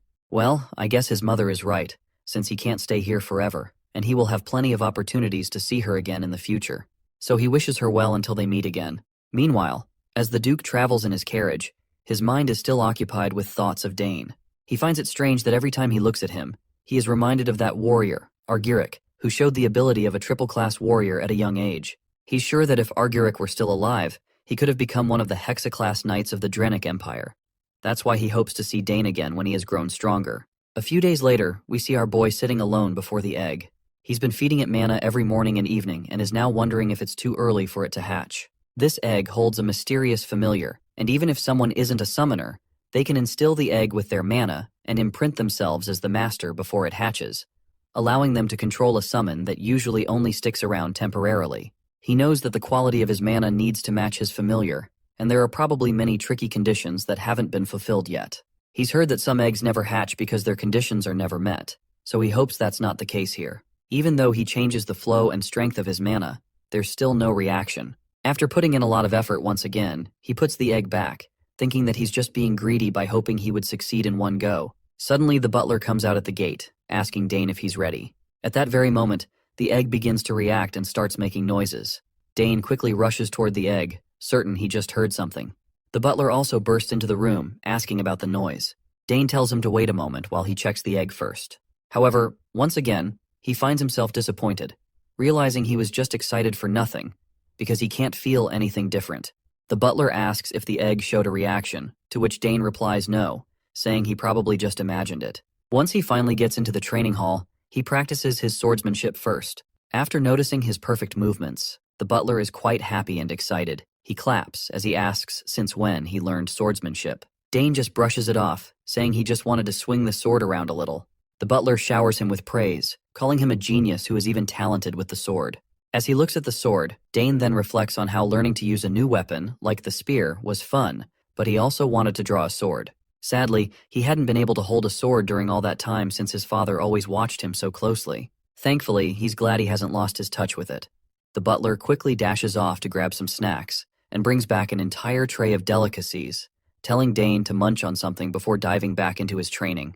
Meanwhile, we zoom in on Count Sogris, who's staring out the window, lost in thought.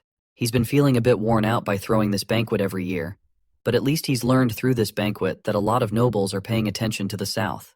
Most of them are eager to forge a good relationship with him, which is a nice change. Ever since the war wrapped up, the South has been sitting pretty with its great climate and all the luxury that nobles just can't resist. So maybe their interest should have been obvious from the start. Still, even with all this interest, it pales in comparison to the attention Dane is getting.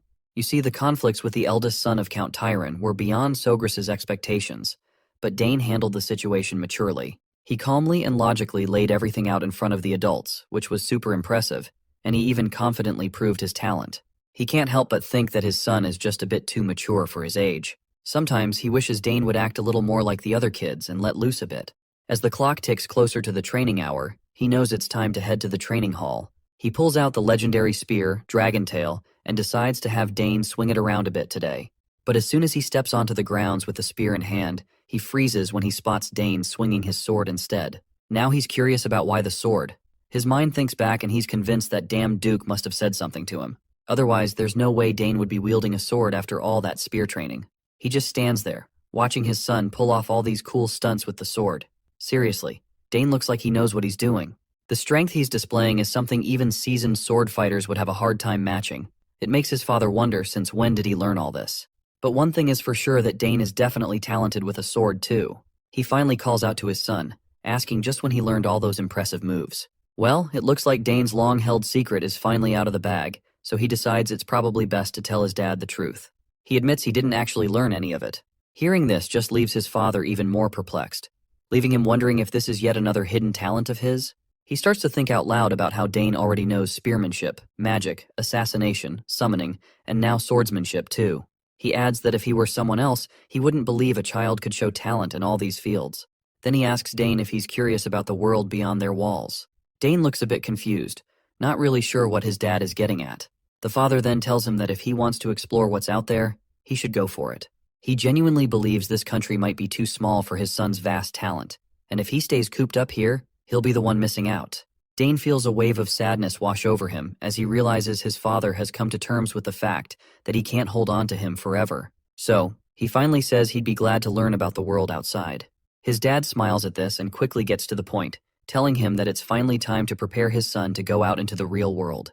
He admits it's a bit bittersweet to see his son go, but he knows he has to respect Dane's desires. Then, he presents the spear to him, saying he brought something extra special today. It doesn't take long for Dane to realize what it is, and his dad clears up any lingering doubts by reminding him that this is Dragontail, the spear that reacted to him on his first birthday. He extends his hand, encouraging Dane to take it. The moment Dane picks up the spear, it starts to react, and he can feel an incredible surge of power coursing through the weapon. His dad chuckles, saying it's reacting way stronger than when he was just 1 year old, and honestly, who could blame him for that? He then proudly tells his son that he plans to make him master the spear before he heads out, so he better be ready. He promises Dane that one day, Dragontail will be his, but first, he needs to grow strong enough to wield it with pride. Dane eagerly promises to work hard and honor his father's teachings. Later, back in his room, Dane's mind is buzzing with thoughts about the outside world. He's always been curious about it, even during those long days on the battlefield.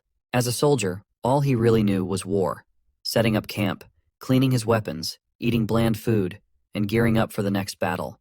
The only way out was for the war to end, or for him to die in battle, and honestly, it felt like those were his only options. But now, with the chance to live a normal life ahead of him, he can hardly imagine what life outside the battlefield could be like. Still, as Dane, he knows he has to embrace this opportunity. He has no clue how his talents will be used, how the world will accept him, or what he can achieve out there. But for the first time, he has the chance to travel, explore, and accomplish anything he sets his mind to. At first, all he wanted was to stay and enjoy the warmth of this place. But thanks to his dad's question, his thoughts have shifted, and he's finally made up his mind to venture outside, and he's feeling pretty excited about it. Just as he is thinking about this, his mother pops into his room, which leaves him startled for a moment. He asks her when she entered the room, and this crazy assassin lady reminds him that he was so deep in thought that he didn't even hear her knock. I can tell that she is blatantly lying, given she is an assassin and snuck into his room quietly. She then asks if he's really curious about the world outside the country, and he responds positively, saying his dad mentioned it would be a waste of his talent to stay here. After thinking for a moment, he admits he's curious about the outside world too. He then starts to apologize to his mother, but she embraces him, saying there's nothing to apologize for. He reminds her that his sisters aren't here, and he's worried about leaving for the outside world too. The lady reassures him that she's fine with it because she knows just how amazing his talents are. She adds that even if he didn't want to go, the outside world would eventually call to him. She admits it would be wonderful if he could stay longer with his mother, but the world won't let him do that. So she encourages him to go and chase after what he wants to do. He promises that even if he leaves home, he'll return often to tell her everything he sees in the world. The mother thanks him and says it looks like she finally needs to teach him before sending him out into the world, just like his father is about to teach him. As he wonders aloud what kind of teaching she is talking about, the mother excitedly babbles about teaching him everything related to assassination. She goes on and on about all the skills and knowledge she has, and Dane can't help but think this is going to lead to some seriously exhausting days before he even steps outside. All in all, she tells him she'll be teaching him a ton of things, and he assures her he'll do his best to learn. As he looks at her, he can't help but think about how he'll get special lessons from his mother, filled with love. Many years have passed, and the scene then transitions to the southern region of the Altheon Empire, Sogris County, a place known for its warm climate and abundant natural resources.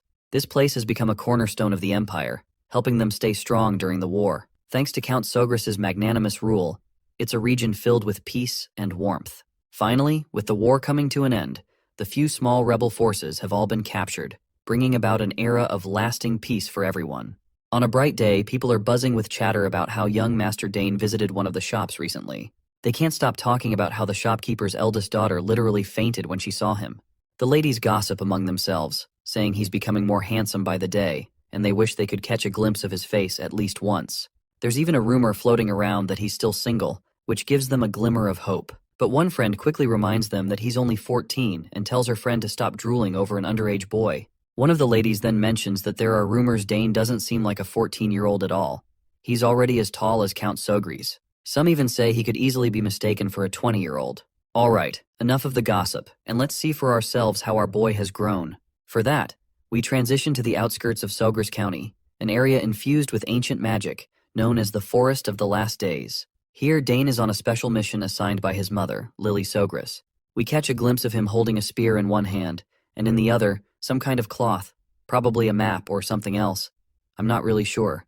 Whatever it is, he's already figured out his course. With just 3 hours left before sunset, he knows he needs to get out of the forest before the sun goes down. He begins his journey, jumping through the forest with the agility of a ninja. The most important thing in this mission is not getting caught by his enemies.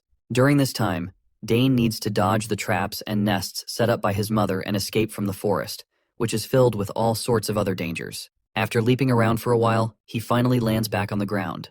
He takes a deep breath, soaking in the air and energy of his surroundings, holding it for a moment before letting it out again. Once he prioritizes stealth and assimilates with the surroundings, he starts to notice hidden traps revealing themselves. Right now, he spots these thin, nearly transparent strings crisscrossing the area. He knows that all the traps will activate as soon as he touches these strings. It's a basic mechanism, but that's also what makes it the most dangerous. But thankfully for him, this one looks easy to disarm. The rat-like monsters quickly pop up in the clearing, and as soon as they see Dane standing there, they don't waste a single moment before lunging at him to attack. It turns out this is a whole pack, and he definitely wasn't expecting them to show up here. What's even more concerning is that the entire pack is charging at him at a pretty scary speed.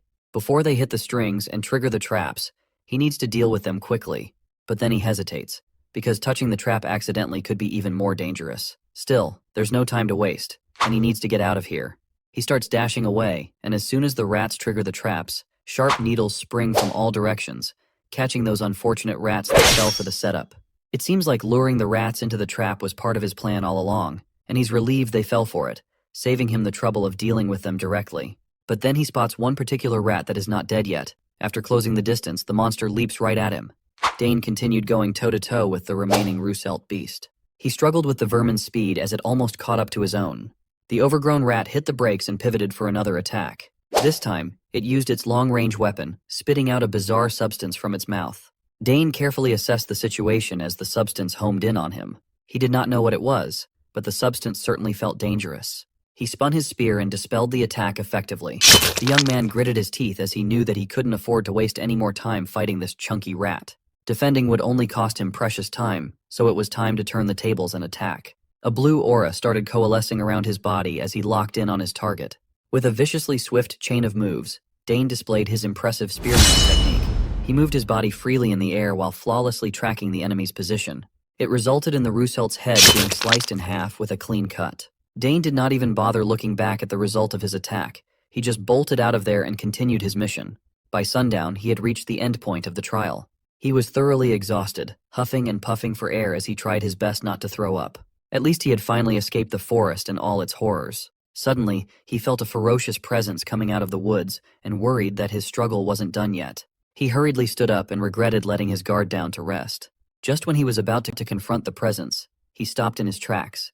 It was just his mother, Lily. She had intentionally leaked her presence to test how Dane would react, and he passed. Also, his total runtime traversing the forest was 3 hours and 30 minutes, even faster than Lily's record. She had been watching him the whole time. A mother can't just leave her child alone in such a dangerous place after all. Lily knew better than anyone just how talented her son really was. But as a mother, it's a little different. And through this trial that Dane practically aced, Lily could not find a single fault in his survival skills and adaptability. She grabbed Dane's cheeks lovingly and asserted that he might get scouted as an assassin at the rate of his improvement.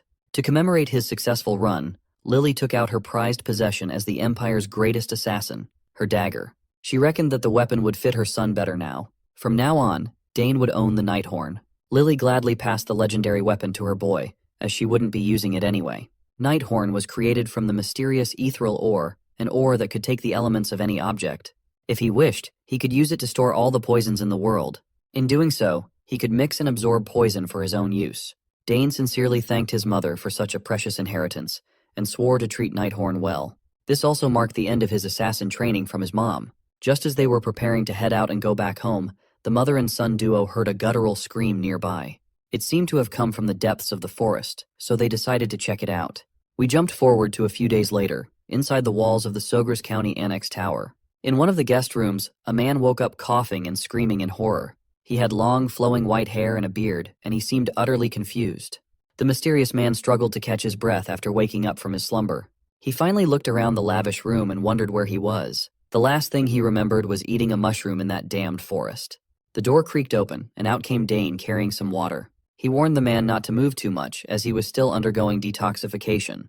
Dane explained that the old man must have mistakenly eaten a poisonous red-nosed mushroom. Fortunately, Dane and Lily had found and saved him in time. The old man recalled seeing those red-nosed mushrooms. He didn't think they would be so deadly. If Dane and Lily had arrived even a little later, the old man would have been a rotting corpse by now. Dane handed the man a cup of water, knowing how parched he must be.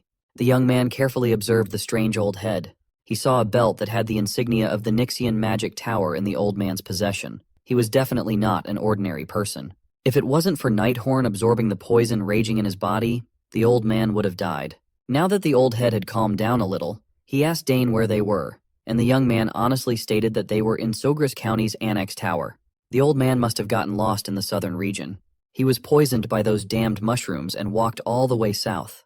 Dane advised that he should take it easy for now and wait for the Count to come and see him soon. The young man also introduced himself as the youngest son of Count Sogres, Dane Sogres. Old Head lit up with interest as he knew of Arabella Sogres, the genius being eyed by every magic tower in the Empire. Dane also explained that they found the old man in the forest in the middle of his training with his mom. The old man almost spat out the water he was drinking after hearing that. That crazy forest gave him hell. Even as an 8-chain mage, he lost his way, and the flow of his mana reversed while casting a spell, wrecking his whole body. The entire forest held ancient mana all over the place, and then there were those undetectable traps scattered throughout the area. The forest belonged to the Sogres house. Naturally, it would be a dangerous place for anyone who wasn't a member of the family. Also, due to the presence of ancient magic, the flow of mana was different from that of modern mages. It was truly the worst place for a modern mage to be. The old man finally realized that he really would have died if it wasn't for Dane. He also realized that the boy in front of him might be a generational talent if he was already strong enough to freely train in that hellish place. Dane even made the antidote that he urgently needed to escape death. By his looks, this young man seemed to be somewhere in his teens. Despite his young age, he was capable of formulating an antidote that required extensive knowledge and precise production skills. The old man couldn't believe how blessed the Sogres family was. On top of 2 generational geniuses in the fields of magic and summoning, even the youngest son seemed extraordinarily monstrous. If the continent was still at war, the House Sogres could easily become the most powerful noble house within the Altheon Empire. The old man thanked Dane and admitted that he owed the young man his life. He was a bit startled by the kid's bold response, but asserted that he pays back the debts he incurred. First, he wanted to introduce himself properly. As it turns out, this old man was Sidrain Gauss. Not too long ago, he was the head of the Nixian Magic Tower. Sidrain took pride in his name and stature, inviting Dane to ask for whatever he wanted. The young man just smiled at Sidrain's humble brag. He knew that this old mage must be one of those people who survive without a home by storing everything they own in a subspace. Sidrain was thrown off by Dane's calmness after introducing himself. Normally, people would be surprised or humbled in the presence of a mage tower's head, but the kid was unfazed. Trying to re-establish his status, he urged Dane to ask for whatever he wanted without holding back. The young man paused for a second, seemingly thinking of his next words. Sidrain smiled with the expectation of being able to flex his reliability. But Dane simply asked for more time to think about his reward. He did not give Sidrain the satisfaction of feeling powerful with his indifferent response until the end. Dane turned to the door and wished the powerful mage a speedy recovery, telling him to rest some more. When the young man finally left the room, Sidrain just sat on the bed, flabbergasted by the nonchalant kid. He was the first person to ever treat Sidrain as if he were just some common magician. Old Sidrain was thinking of taking his leave after staying for a day or two, but that wouldn't be the case now. He had just found an interesting kid in the south, and he wanted to know more about Dane. Dane casually explained to Herman who Sidrain was, and the attendant excitedly explained that 8 chain mages are at the top of the food chain, the elite of the elite. That meant that an influential figure was currently indebted to Dane. You see, magic towers function as independent territories on this continent, more like sovereign nations.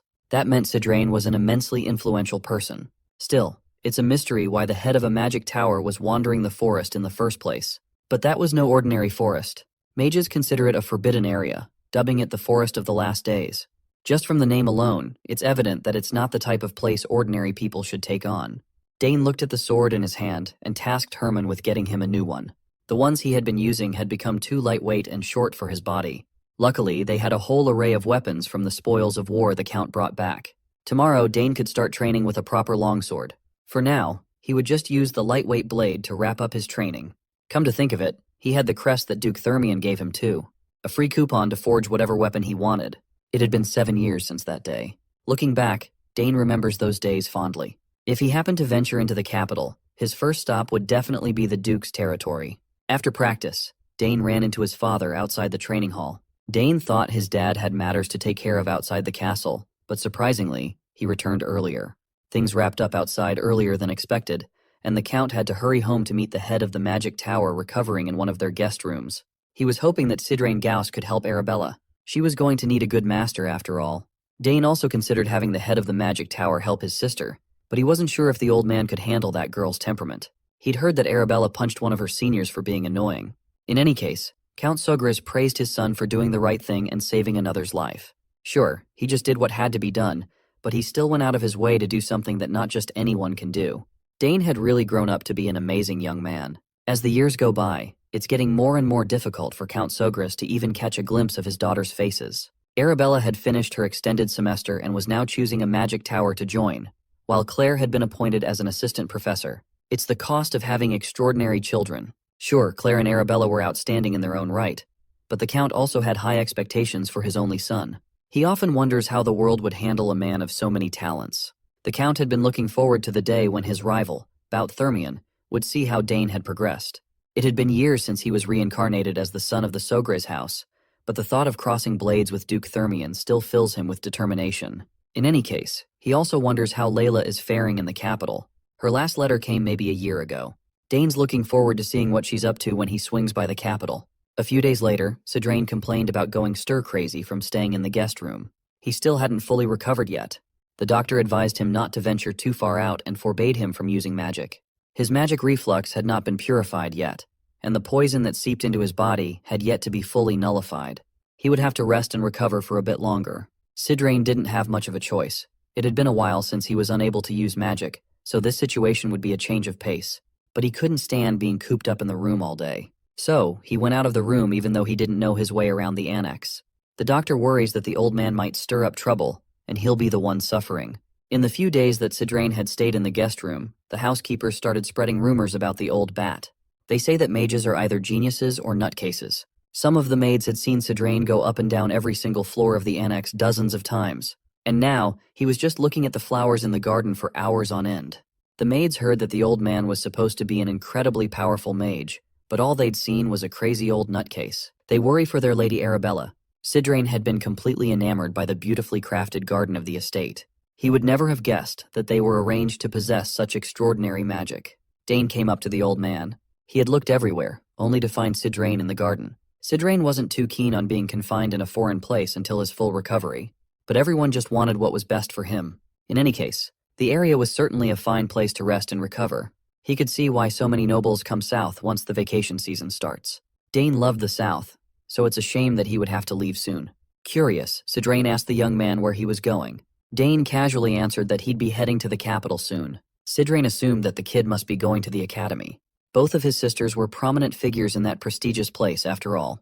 While the daughters of the Sogre's house were famous for having sublime levels of talent, Sidrain was more curious about Dane's. So, he imbued mana in his eyes and decided to take a look for himself. Inside the young man's body was a roaring wave of pure power raging on. Sidrain's eyes went wide as he had never seen mana so thick. The density of the boy's power was unheard of. If geniuses in his age group could be considered a stream, then Dane was a raging rapid clearing everything that stood in his way. Normally, the sheer amount of magic in such a young body would be so unstable that it would be on the constant brink of bursting out. But that was not the case here. Dane finally called out the old man for assessing his magic without permission. He called it rude. Sidrain awkwardly stopped his prodding and praised the young man for noticing. He apologized and admitted that he might have been thoughtless. Inside, Sidrain was still trying to make sense of how Dane could contain such wild power inside him. In his years of being an archmage, the young man was a unique case. Confused by the old man's reaction to what he saw, Dane wondered what was up. Sidrain was so focused on the quantity and density of Dane's mana that he only realized now that the kid didn't have a magic circle.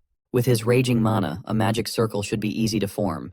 The old man's face twisted in horror when he realized what travesty must have happened to the young man. Sidrain peered into Dane's heart and saw 2 mana cores. Of course, it was an unbelievable feat to develop 2 mana cores at his young age, but the old mage looked furious that he went that route. He reckoned that possessing such a crazy density of mana and using it to just wield a spear was lunacy. Sidrain believed that Dane using his mana to form cores instead of circles was blasphemy. The young man practically turned his back on the greatest talent that the archmage had ever seen. Confused by the old man's rant, he asked if he could just use both mana cores and magic circles. That only served to infuriate the old fart even further. He held his head in frustration at the wasted potential. He doesn't even know where to start explaining the gravity of the hole that Dane dug for himself. Sidrain asked the young man if he knew the reason why the lifespan of magic swordsmen was so short. It's because they possess both mana cores and circles simultaneously. However, those 2 concepts constantly interfere with one another. When they clash, problems arise. It had become an untold law of sorts. The mana compressed in the core would be transmitted to the circle. So, a circle that cannot handle the raging power would burst to pieces. Dane had a basic grasp of the concept himself, but he didn't know that it could be that bad. Sidrain had become grumpy seeing the best talent in the world squandered to train with a spear. Dane worriedly asked if it would really be impossible for him to pursue magic without a circle. Sidrain explained that while not impossible, refining mana without a circle to use spells that require purified magic would be theoretically improbable. Also, many have tried going down that theoretical path, but all attempts that Sidrain had personally seen have ended in failure. Nevertheless, this did not discourage Dane from giving this path a shot. Although he hadn't properly tried it before, he just felt like he could cast spells without the refinement of a magic circle. Sidrain thought the boy was going mad. So, Dane did not waste any time and started utilizing what he already knew to rearrange a magic code he was familiar with. After manipulating the runes and the mana in the air, the process went smoothly. With the rearranged magic code, he managed to produce a fire spell that had a decent kick to its explosion. All doubts in his mind were erased as he made it work. It was only a basic one-chain spell, but he managed to cast a spell without a magic core. Sidrain's mouth hung wide open in shock. Common sense dictated that anyone without a magic circle shouldn't be capable of casting spells. In his years of overseeing the Nixian magic tower, he had never seen anything like it. Dane continued modifying the magic code and created a mana barrier around his body. He explained that Arabella had discovered his high affinity for magic and wondered if that was the reason he could do improbable things with mana. That could be the case, but what he was doing was way out of the theoretical realm. Sidrain Gauss has stood at the pinnacle of mages for a long time now.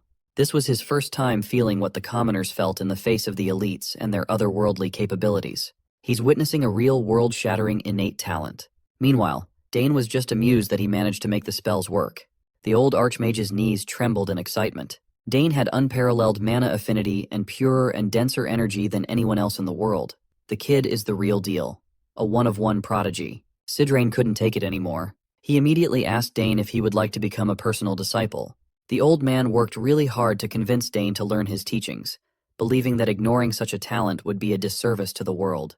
Dane was getting tired of the old fart's persistence when Sidrain asked if he knew how to use a two-chain magic spell.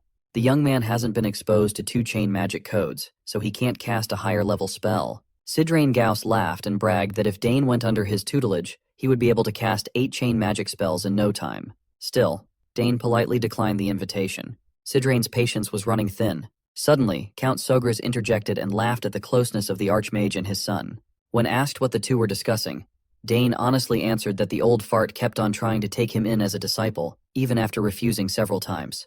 At least Sidrain knew how to behave properly in front of the man of the house, as he praised Dane for his potential to become a great mage in the future. He emphasized that Dane has a brighter future than anyone could even imagine, given that he could already use chain-level magic without a circle. As a warrior, Count Sogras had a rough idea of how unbelievable that fact was. At this point, the Count had stopped being surprised by his boy's inhuman feats. The young man had no basic knowledge of spells, yet he could naturally cast them. The Count also praised the former head of the Magic Tower for immediately seeing Dane's talent. But even though the word talent wouldn't suffice, Dane is a genius who could actually succeed in becoming an unparalleled magic swordsman. Hearing that phrase, Count Arkan imagined his son denouncing the spear and taking up the sword. His jolly mood shifted, and you could feel the anger in the air. The title of magic swordsman just doesn't sit right with Arkan. Dane cringed at the fact that Sidrain brought up a word that should never be brought up in front of his father. Failing to read the room, Sidrain continued to hammer in the possibility of Dane becoming a magic swordsman. He even promised to take full responsibility and make the young man into the Empire's most powerful fighter. By the time he realized the Count's mood swing, it was too late. Count Arkan screamed that his boy could not become a magic swordsman at the top of his lungs. Sidrain argued that sword and magic would be the perfect combination for a genius suited for both. Arkan continued ranting that his boy wouldn't become a magic swordsman. If anything, he'll become a magic spearman instead. Sidrain finally knew what the issue was. Dane just tried to stay as quiet as possible as his father calmed himself down. Poor Sidrain had never met a family as abnormal as the Sograses. You see, to a mage, becoming a disciple carries a great deal of meaning. Mages, especially powerful ones, normally raise their successors through the act of something called inheritance. It's a tradition carried through from ancient times to modern times, even when universal magic education had long since been established. What Sidrain Gauss was looking for wasn't simply a disciple, but a successor of his life's work, and the ones that came before him. Given how an 8-chain archmage was still desperately trying to get him to accept the invitation, Dane had gained a great deal of confidence in his talent and potential. He could feel a sense of unknown feeling swirling in his body. Now that he had become familiar with the basics of magic, he remembered a gift that Arabella left him a few years ago. It was a crystal ball he could use if he wanted to see his sister. Right now, asking Arabella for her opinion regarding the matter might be beneficial. Dane dug up the crystal ball and imbued his mana into it. He called Arabella telepathically, who was currently studying in the Academy's library. When she finally recognized his voice, she was surprised. Arabella immediately stopped what she was doing and beamed in joy that her little bro was contacting her. As expected, even Arabella was shocked to hear that Dane managed to use a one-chain spell without a magic circle. She knew his mana affinity was abnormally high, but she never expected it to be to this extent. The circle only serves to purify and circulate energy, so maybe Dane's mana was already pure enough to be used raw. To test this out, Arabella wanted to send a mana stone to the transmission machine in Dane's room to inspect his mana's purity. It's a good thing that he had Arabella to help him with stuff like this. Right now, she's already an established 6-chain mage, and her help has been incredibly reassuring. Arabella reckoned that since Dane could already use chain-level magic, attracting a lot of attention in the Academy would be inevitable. But that's the last thing he wants. It cannot be avoided, though. Talent always draws the attention of the masses. But Arabella assured her little bro that she would utterly destroy anyone who would dare to bully Dane. Speaking of bullies, Dane asked his sister about the news of her breaking the nose of a senior, the second son of the Dwell Duchy. Just thinking about the slimy bastard gets Arabella riled up. Realizing that she was taking the call in a public space, she tried to calm down. Anyway, with enough time, she theorized that Dane's mana purity would continue to increase. It's one of the possibilities they could look into. Unfortunately, their discussion had to be cut short, as Arabella was needed by one of the professors. They said their goodbyes, and she promised to send the aforementioned mana stone over. The fact that Dane might be forging a path that had never existed before had finally sunk into him. With the extraordinary purity of his mana, he jokingly wondered if he had a dragon's heart beating in his chest or something. Meanwhile, Sidrain was still stuck in the annex for his recovery. He used a bit of mana to inspect Dane, and it worsened his magic reflux. He might have to stay for longer. If the kid would just accept his offer, he could have the most illustrious legacy among mages. He wondered just what he could do to entice the young man to join his side if Dane wasn't even interested in learning 8-chain magic. Maybe he should offer some grand and priceless artifact or pass on an inheritance refined through multiple generations. But if he offered his treasures up front, Sidrain could get scammed and he would have nothing left. As he was racking his brain for ideas, Dane knocked on the door. Sidrain wondered if the kid came over to apologize, or maybe even changed his mind regarding the offer. Dane came to find the old bat because he had something he wanted to say. Sidrain immediately assumed that the young man finally reconsidered becoming a disciple, but Dane quickly shut that nonsense down. It's not like he had no interest in magic at all. Sidrain asked if he already had a master or something, and that's why he kept refusing. But that's not the case either. Thinking that he was just being played, Sidrain asked why the young man what he wanted to talk about. It's simple, actually. Dane didn't know the rearrangement code for 2-chain magic yet. Learning from his sister would be difficult as she's far away. In the end, the best method would be to learn under Sidrain, a literal archmage. The old bat still owes him for the rescue, so refusing his request offhand won't be possible. Dane admitted to the old man that he does not want to only walk the path of a mage. He's not just going to become a magic spearman either. He wanted to become a magic spearman assassin summoner. As far as Sidrain knows, something as crazy as that doesn't even exist. Hell, Dane would even add swordsman to that title too. The absurdity of the young man's aspirations thoroughly frustrated Sidrain. To achieve that mouthful of a title, Dane had to draw the line and refuse to become the old magic tower head's disciple. Based on the young man's determination, Sidrain could see that Dane was already set in his way. Then, an idea came to mind. The old mage stood up and asked if Dane would be interested in a letter of recommendation. Since he was aiming to enter the academy, getting a letter of recommendation from the former head of Nixian Magic Tower would be a massive boost to his reputation.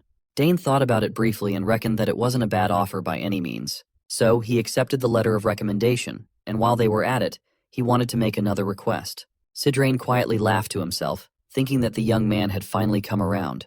He can finally start securing his grip on an unparalleled genius. Seeing as the old man was feeling generous, Dane asked if he could learn the rearrangement code for 2-chain magic. That won't be a big deal for someone like Sidrain. He knew the rearrangement code for all 2-chain magic in existence after all. Dane is still young. Giving him a letter of recommendation for the academy and some 2-chain magic codes wasn't a big deal. Although he wasn't in his best condition right now, Sidrain could start their lessons immediately. Dane slyly smiled to himself as he just reeled in a huge catch. He extended his hand and declared that with everything on the table, they could consider Sidrain's debt from being saved, paid in full. The old bat said it himself. Since he owed Dane a great deal of gratitude, he could ask for anything. So here he is, asking for what he wants. Sidrain did not like being played like this. He really thought he was finally getting a disciple. Dane's answer to his invitation remained the same. It's a big no. The old bat was tricked by a 14-year-old child. Refusing to back down, Sidrain insisted that the young man asked for 2 things when he only owed Dane for 1 thing. The young man begged to differ, though. First, he saved the unconscious old man from the forest. Second, he nullified the poison rampaging through Sidrain's body. He could have added the fact that he had to carry the unconscious old man all the way back to the annex, but he'll just consider it a bonus. Sidrain had no more rebuttals. He was thoroughly and logically defeated. He wondered how such a daring child existed in this world. Finally, Sidrain and Dane set up their lessons in the training hall. The old man had partially accepted that he might not get Dane as an official disciple, but he could continue to curry favor with the kid in case he changes his mind in the future. Sidrain just could not bear to let such a talent go to waste. The lecture finally started. They would have to work around Dane using chain-level magic without a circle. The young man would have to pay close attention as the rearrangement code for 2-chain magic is a lot more complicated than 1-chain. There are countless aspiring mages who can't even break through to this stage and end up giving up. Dane locked in, glad that he has such an accomplished instructor. Sidrain saw the sparkle in the kid's eyes and made sure not to go easy on Dane. He still had his reputation as an archmage to uphold after all. 2-chain codes are on an entirely different level because the caster has to calculate the amount of mana themselves. The magic density in the atmosphere and even the state of the body plays a vital role all at the same time. Magic's complicated nature is the reason most people give up on it entirely. Sidrain gave the complex definition, expecting Dane to ask for a simpler explanation. When he asked the young man if he needed any clarifications, Dane just smiled and let him continue. To Dane, learning not only the rearrangement of magic codes but also information he had no idea about was eye-opening. To make sure that he really got the principle, Sidrain asked him to discuss the rearrangement laws of magic. According to the young man's notes, the first law was coexistence. Magic power can exist in the physical world and with other sources of mana. Through coexistence, mages use their own power and the magic power in their environment to activate their magic. The second law is conservation. If magic power can collect enough of a particular elemental material, it can exhibit different attributes through conservation. Not only does Dane have a deep understanding of magic's nature, but he's also adding his own interpretations. Most people would find the theory of magic boring, but that wasn't the case for the young man at all. He had talent, tools, and a hunger for knowledge. How could such a perfect mage candidate exist? Continuing the lecture, Sidrain explained that magic codes become exponentially more complicated every time the chain increases. Rather than discussing theory, it would be easier to demonstrate. Sidrain adeptly summoned a sliver of his mana and made a simple grid of magic to demonstrate a one-chain magic cast using the simplest rules. However, the complexity rises from two-chain onwards. He transformed the sliver of mana into a swirling mess of runes and power, showing the rearrangement code for two-chain magic. Dane concentrated on the brilliant display and focused on how complicated the knots were. Sidrain manipulated his code and formed the two-chain fire magic, Fire Arrow. When it comes to magic codes, using them repeatedly is the key to mastery. The old man reckoned that Dane was finally recognizing how complex magic can be. According to his estimation, most people would take at least a year to jump from one-chain to two-chain codes. No matter how brilliant anyone is, the human mind can only understand a portion of the code at once. Sidrain noted that he'd be able to observe Dane's progress for about a week, as he drip-fed him the technique of mastering two-chain codes. But Dane wanted to give it a shot already. Sidrain didn't see the harm in it, expecting the boy to fail miserably. But when Dane started calling his mana out of his body to create the first code, he felt like he was witnessing a master at work. The young man locked in and used his hands to manipulate the pure mana swirling in the air. He ultimately formed the same grid that Sidrain demonstrated as the primary form of one-chain codes. Based on the lines at a set length and width with fearsome accuracy, the old man was thoroughly impressed. Dane could have stopped there, and he would be considered an indisputable genius. But where's the fun in that? He went further and deconstructed the mana grid to slowly form a swirling mess of mana in the air. Sidrain was stunned to see a perfect replication of the rearrangement code for two-chain magic he had just demonstrated once. When asked how he managed to do it so fast, he simply answered that he copied through observation and memorization of rules and patterns. He pictured every factor in his mind while forming the magic code, and it came surprisingly easy to him. Sidrain just kept getting wowed time and time again. Even though he, as a magic genius, took a while to get to two-chain, a boy without a magic circle easily made it in just a few minutes. As if he was trying to give the old man a heart attack, Dane declared that he would try to use the Fire Arrow spell as well. He made the mana and runes move around his body at impeccable speeds. Finally, he managed to rearrange the code in perfect order to manifest multiple fire arrows. Sidrain looked at the perfectly crafted fire arrows, refusing to believe what he was seeing. Seeing what this boy was capable of was making the old man spiral into an existential crisis. If only he had Dane's talent growing up, he would have long since attained his dream of 9-chain. Dane freely controlled the fire arrows, making them fly all over the training hall as the old archmage tried to compose himself. Even Dane was surprised that everything came naturally to him in one go. One thing was certain: the world would flip out when they saw a mage without a circle performing magic miracles. Sidrain knew that Dane's talent would need to be hidden before all sorts of people tried to approach him with impure intentions. Also, he was still not giving up on making the kid his disciple. Since Dane picked up the first code so easily, they could just keep going and learn even more codes. Sidrain reckoned that he might have to be careful about what he included in Dane's letter of recommendation to the academy. At the end of the day, Dane lay in his bed, reflecting on his magic lesson. He resolved himself to properly learn both theory and practice. Thinking about his past life, he had been forced into a life where he did not even have the option to learn magic. In the circumstances where he didn't even know when he would die in battle, trying to make time to learn magic was a luxury he could not afford. He had his hands full with swinging the sword and trying to survive while doing so. Up until a certain point, magic prioritized theoretical learning over practical spellcasting. In this life, he had the time, resources, and talent to look forward to learning a lot more things. Dane could combine the theory he learned from Arabella and the talent he was born with, and now, he could even show explosive growth if given simple guidance. Since he was being taught by a former tower master, he found himself looking forward to what kind of magic he would learn in the following days. Half a month later, Dane came to his father with a request to make something called a magic reagent. Since they didn't have the materials, he would need to go out of the territory. His father was a little startled by his son's progress. Sidrain backed Dane up, assuring Count Sogras that Dane was ready for a reagent now that he had mastered 4 rearrangement codes already. Usually, for geniuses, it should take a month to learn one code. Count Sogris also understood that magic reagents were hard to come by. Dane only learned about them while reading books in the family's magic library. Sidrain had long since accepted that the kid was just built different. He was even elated that Dane was interested in something as boring as magic reagents. Finally, the Count agreed to the plan, believing that this would be a great experience for his son. Since he was going outside, Dane would be able to see their territory for himself, too. He smiled and thanked his father for trusting him to venture out. Dane set off on a short journey to the outer regions of Sogris territory. Alongside him were Sidrain and Herman. Even on the outskirts, the people of Sogris County still looked at and talked about him with veneration. Dane returned their welcoming sentiments with kindness and a smile. Through this journey, Sidrain gauged that Count Sogris must be a kind lord to his subjects based on how happy the people were. The South really does have a lot to offer. They have delicious snacks, great weather, and good people too. It's a sight that's extremely rare to see in the capital. That's why Dane loved this territory so much. Their small caravan had been traveling around the outskirts for a while, trying to reach the magic supply shop. Dane had never been to the shop before, so he called on Herman to lead the way. The three sped up and quickly reached their destination. The shopkeeper of the magic shop was shocked to see the famous young master Dane enter her humble business. She complimented him on his silver hair and stunning emerald eyes, and Dane thanked her. Not many people from the fiefs come to her shop to buy magic supplies lately. Fortunately, she's been getting by thanks to a lot of foreigners interested in magic. The shopkeeper also recognized Sidrain, the former lord of the magic tower, and expressed how grateful she was to have him in her shop. The old man was in a good mood now that someone finally recognized him. She invited the duo to browse her wares freely and told them to call her if they needed help with anything. Since it was Dane's first time in a magic shop, Sidrain urged him to look around as much as he wanted while the old man talked to the shopkeeper. With a cursory glance, Dane could already see a lot of cool stuff on display.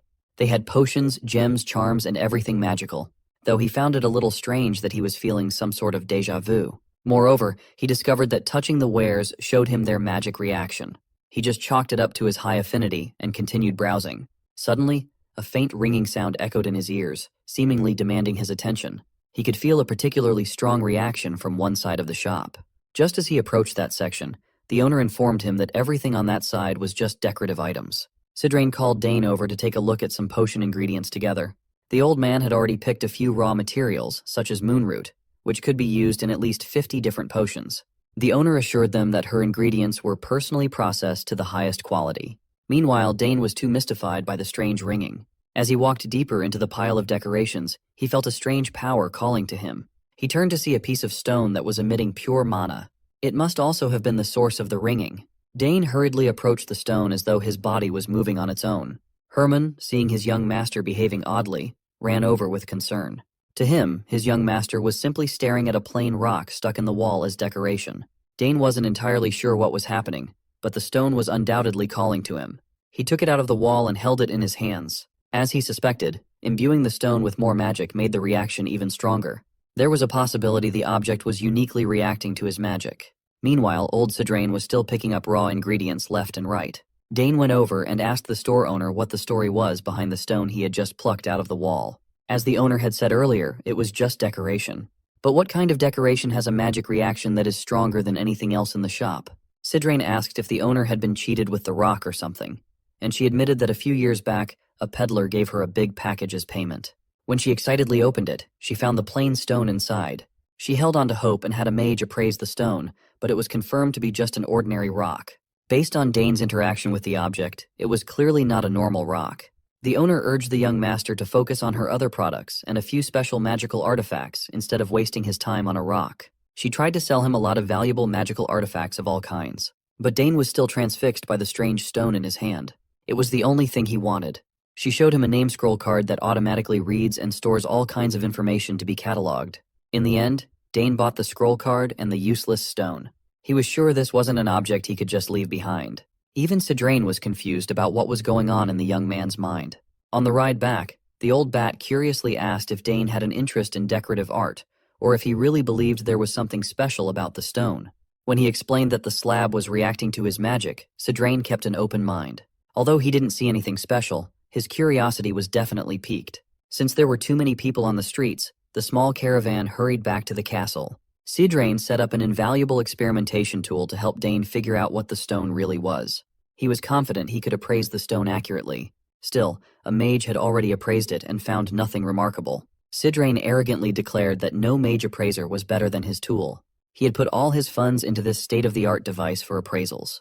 He was confident it could analyze anything placed on top of it. Both of them were pretty eager to see what was up with the seemingly ordinary slab of stone. Sidrain placed the object on the platform and tasked Dane with imbuing his magic into the slab to stimulate a reaction. When Dane did just that, the stone immediately began radiating a richly dense amount of magic power. It lit up in the middle of the appraisal tool, its radiance swirling and forming something complex. Sidrain carefully monitored the explosion of light, keeping his eyes on the stone slab. Seeing his tool manage to bring out the mystery inside the stone, Sidrain could finally hold his head up high again after being humbled by the kid so many times. The mana coming from the slab danced around the room, forming runes in the air.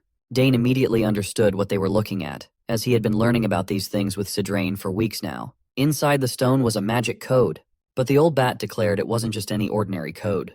It was amazing. Floating around them was a code whose structure, arrangement, and intricacies had never been seen before. It could be as complex as a 6-chain or even 7-chain code. So, the magic stone had a hidden code inside, and Dane's magic seemed to hold the key to unlocking it. The stone only responded to his mana. Sure, they had managed to bring the code out, but decoding what it was and why it only reacted to Dane's magic was an entirely different challenge. Even Sidrain, who was well versed in the magical arts, was unfamiliar with this particular type of magic. Yet his pride as a mage made him determined to crack the code. If he could succeed, they might uncover what made Dane's magic so unique. While Dane and Sidrain were working hard to decode the magic in the Sogre's training ground, Arabella was busy doing her own research back in her personal academy laboratory. Her lab was filled with neatly arranged books and artifacts from her various studies. Arabella had stored her little brother's mana signature in a magic stone and confirmed that there was indeed something unusual about Dane's power. His magic had a distinct characteristic, one that didn't match any known form of magic. She ran numerous tests and studied countless research papers, yet she still couldn't pinpoint which magical field this anomaly belonged to. She had tried everything: magic reagents, magic gates, magic engineering, and still, nothing yielded an answer. But she was convinced the truth was out there, hiding somewhere. Then, she suddenly remembered hearing about a long-lost field of magic, one that had disappeared from the magical world. Perhaps Dane's magic was related to this forgotten field? Arabella began rummaging through her mountains of books and literature, trying to remember where she had stored that old tome. It was a book that discussed alchemy, divination, spiritualism, necromancy, and a primitive form of magic code. While she excitedly searched, another dusty tome fell from the shelves. She picked it up, noticing it was an ancient magic book. Come to think of it, she had once studied the long-gone magical kingdom of Arcana, a civilization said to have existed over 2,000 years ago and inherited ancient magic from an earlier age. It was said to have practiced forms of magic that no longer existed. Arabella laughed to herself, shaking off the idea. Ancient magic had vanished a long time ago. There was no way Dane's magic could be connected to such a relic of the past. But at this point, she had nothing to lose, so she decided to try something unconventional. She placed the magic crystal containing Dane's mana into her magical typewriter and referenced the ancient magic book. After a few moments of concentration, Arabella opened her eyes in shock. The crystal was reacting.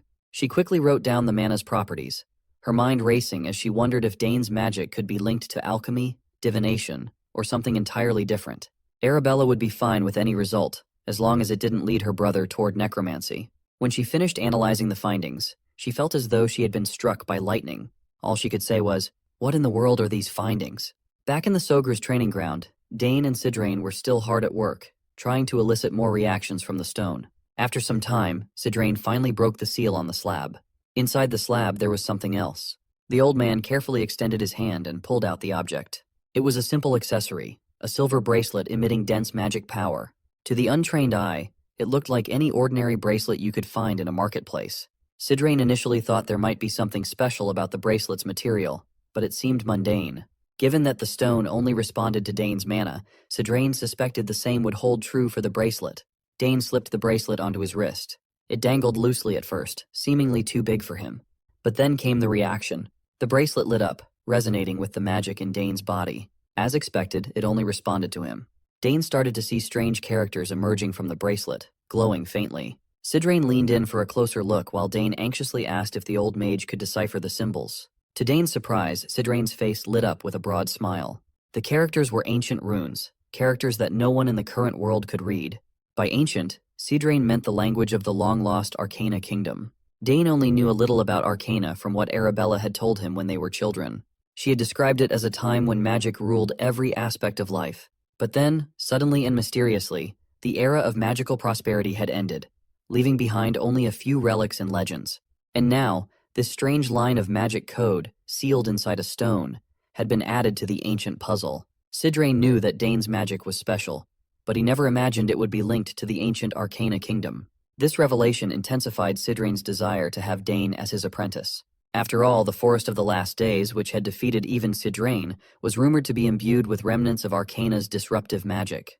Dane's connection to this ancient power now made sense.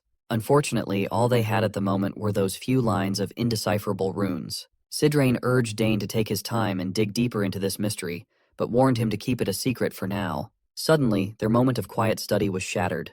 A terrifying sound echoed across Sogra's territory, causing both their eyes to widen in distress. Something horrifying was approaching. Guys, this the part 3 of our review.